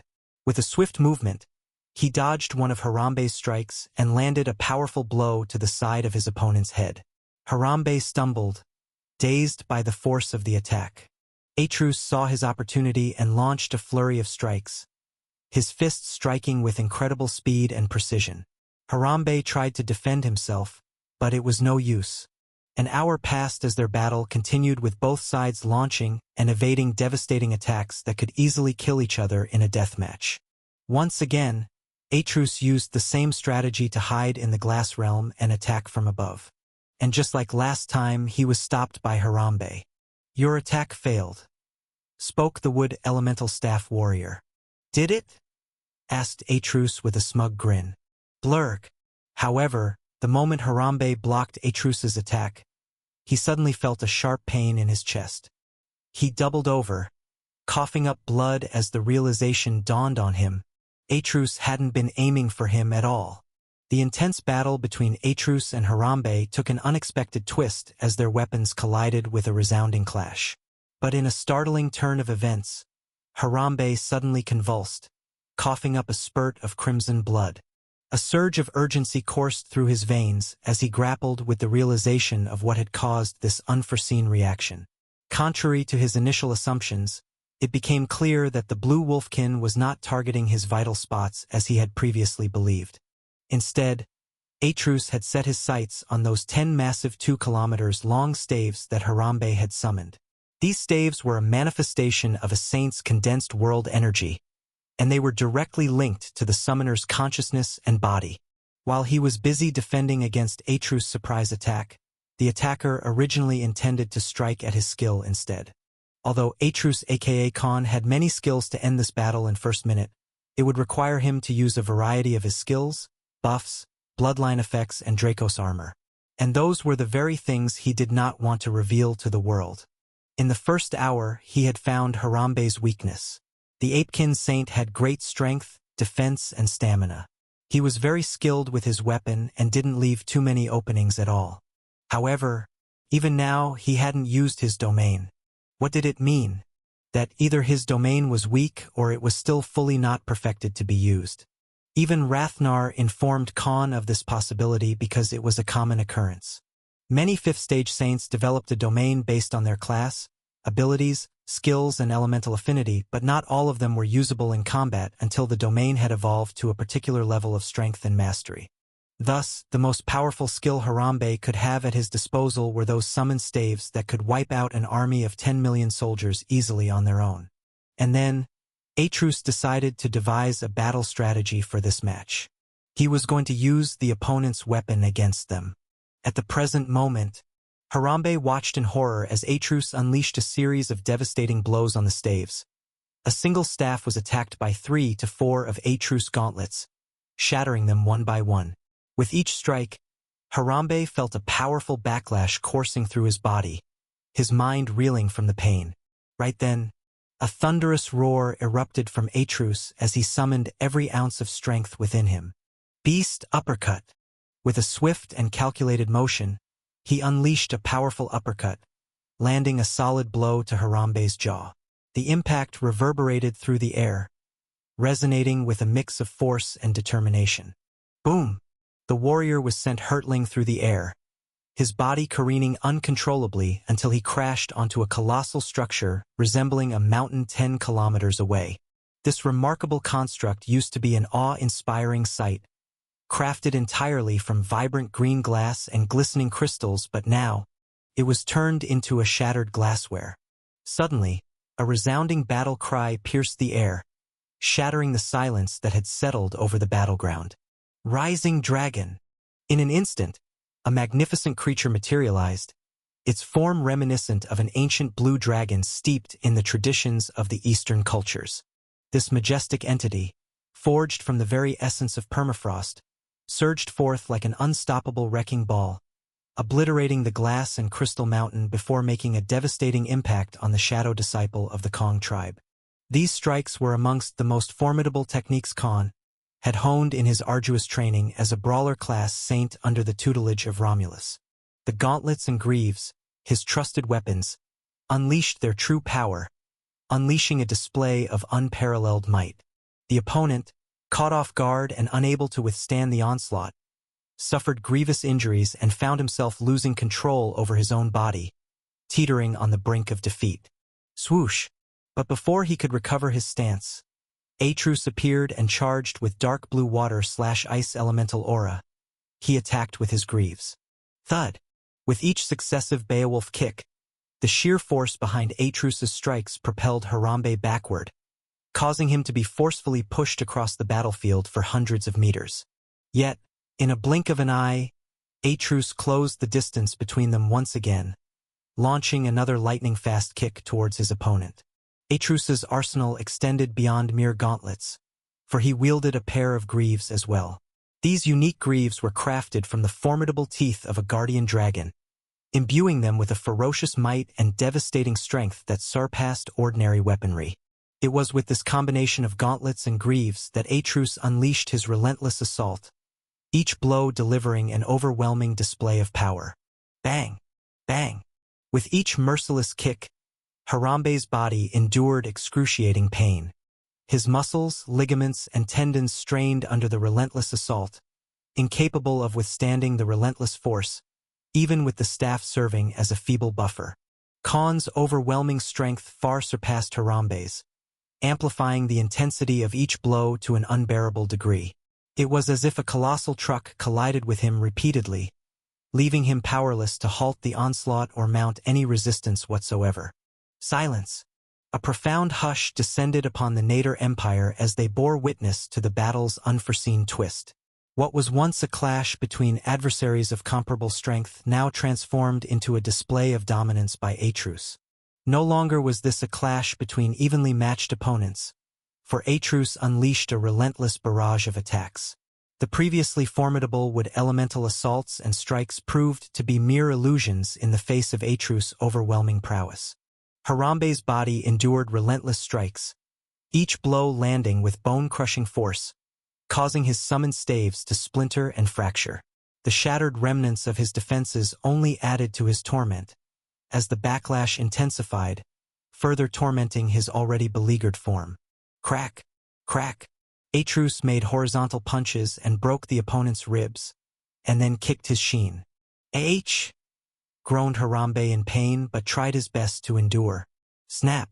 Relentless assaults took their toll on Harambe, rendering his arms numb and causing his left shoulder to dislocate in agonizing pain. Initially, onlookers held high hopes for Harambe, anticipating his triumph over Atrus. However, as the battle unfolded, the tides shifted dramatically, and a wave of sympathy washed over the spectators. Each kick delivered by Atrus sent Harambe hurtling through the air, obliterating buildings, trees, towers, and the intricate structures made of multicolored glass that adorned this ethereal realm. The direness of Harambe's situation became evident to all. It seemed as though Atrus took pleasure in mercilessly tormenting his opponent, prolonging the suffering rather than swiftly concluding the match. Bang! A tremendous surge of brown aura erupted from Harambe, engulfing a vast radius of 5 kilometers, as his legendary rank staff shattered into 2 halves. The Apican's countenance lost all its former luster, his visage dimming in the wake of his most cherished possession's demise. The staff, an invaluable artifact that had been his faithful companion throughout decades of training, lay broken before him. This was no ordinary weapon. It held profound significance as a symbol of Harambe's indomitable might, tireless dedication, and unwavering perseverance over the years. And now, Atrus had callously rent it asunder through his merciless onslaught. With a voice filled with anguish, The ape-kin uttered, "My soul, that is what you have taken from me." "In that case," retorted Atrus, his eyes devoid of empathy, "perhaps your soul was meant to be shattered if it crumbled so easily." His words dripped with cold indifference. Upon hearing those callous words, Harambe's resolve, unshakable for countless years, faltered for the first time in recent memory. The piercing impact of Atrus' response left him momentarily unsettled, his spirit shaken by the profound weight of those heartless remarks. Thud! Overwhelmed by the sudden onslaught of emotions, Harambe sank to his knees, his spirit crushed beneath the weight of his adversary's cold remark as he declared in front of the entire Beast Empire, "I admit defeat." After successfully breaking the willpower of Harambe Kong, the heavenly king of water's shadow disciple, Atrus calmly made his way back to his pavilion without sparing a single glance behind him. Contrary to the previous round where millions of spectators in the arena showered him with derogatory remarks and insults, a disconcerting silence hung in the air this time. The absence of cheers or jeers added to the eerie atmosphere that enveloped the arena. Apart from the members of the Fenrirborn tribe, hardly anyone seemed pleased with Atrus's victory. Due to his previous actions, the majority of people had hoped for his defeat and to witness him being mercilessly condemned. However, their desires held no sway in the face of Atrus's thorough domination of his opponent, even going so far as to destroy a weapon of legendary rank in the process. To add to the frustration, Atrus emerged from the battle relatively unscathed, with only a few superficial cuts and grazes marring his otherwise imposing figure. His formidable presence exuded an aura of absolute and indisputable might, further solidifying his position as a force to be reckoned with. The competition was slated to continue for several more days, and thus far, all of today's matches had concluded with Atrus emerging as the victor. Of the first 3 mandatory matches, he had emerged triumphant in all 3, establishing himself as a formidable contender in the tournament. The selection process to determine tomorrow's matches was about to commence, and soon the participants who had earned their place would be announced. Based on the results thus far, Atrus would soon discover the identities of his next 2 opponents, shaping the path he would tread in the upcoming battles.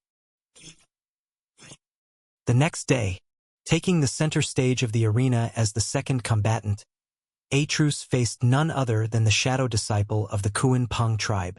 This particular tribe boasted a lineage comprising various descendant species of the mighty god-beast rock. Before him stood a bird-like demi-human with long feathery neck, characterized by 2 sturdy legs and hands made of the talons of a predatory bird, and a pair of magnificent wings adorning his back. The shaman, adorned in lightweight brown armor, emanated an aura of stormy energy, indicative of his wind elemental affinity. Clutched firmly in his hand, he wielded a glowing golden kakara, a staff-like weapon imbued with formidable power. "I'm Hu Bazin from the Bazin clan of the Kung Pung tribe." He introduced himself to Atrus. "Look, I don't have time to be polite or something. Like I offered a chance to surrender to others. I'll do the same for you. Give up and I won't have to pluck your feathers," replied Atrus in a haughty tone. "Ha ha ha, such hubris. Others, you were able to at least attack them. That won't be the same case with me," replied Hu, disregarding Atrus' final chance to concede. "I guess I'll be having chicken drumsticks for dinner tonight," replied the brawler saint in an insidious grin. Clink, clink. As the battle commenced within the vast expanse of a dimension filled with nothing but verdant sands, it was the opponent who seized the initiative.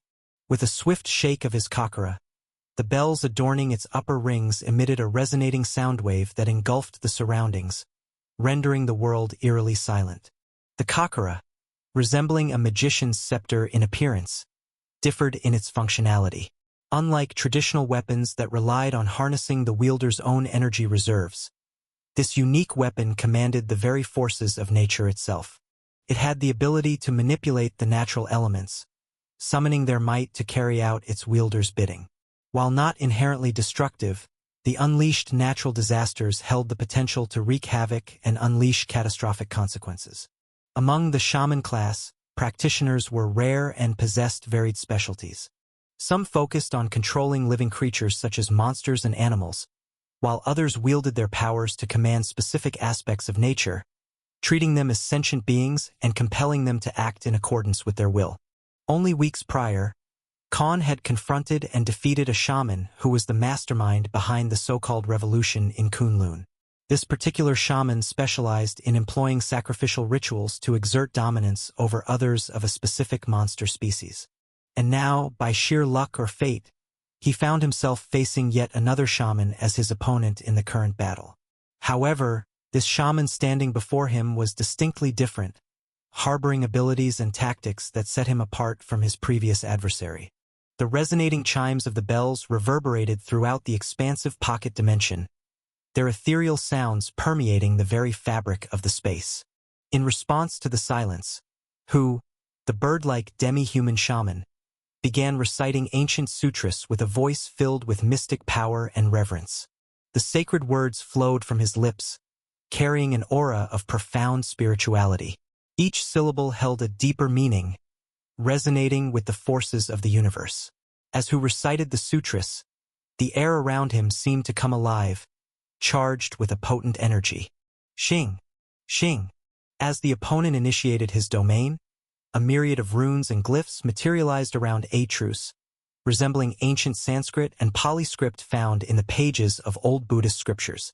The intricate symbols radiated an aura of mysticism, bearing a resemblance to the very essence of magic. Being an arcane enchanter, a class honed in the arts of runes and formations, Khan swiftly discerned the nature of the opponent's actions. It became clear to him that these manifestations were not conventional spells. The power used carried a malevolent intent, seeking to inflict harm and hinder Atreus's abilities. They were designed to manipulate the flow of energy, impede movements, or disrupt vital connections between mind and body. It was a sinister tactic meant to weaken and confound the opponent, leaving them vulnerable to further attacks. If not for having Vildred as his magic mentor and arcane enchanter as his subclass, the old and ignorant Khan would never have been able to know the nature of this dark energy at first glance. Since the domain of the opponent that filled the current battlefield wasn't part of some grand spell or formation. Rather, these were the curses,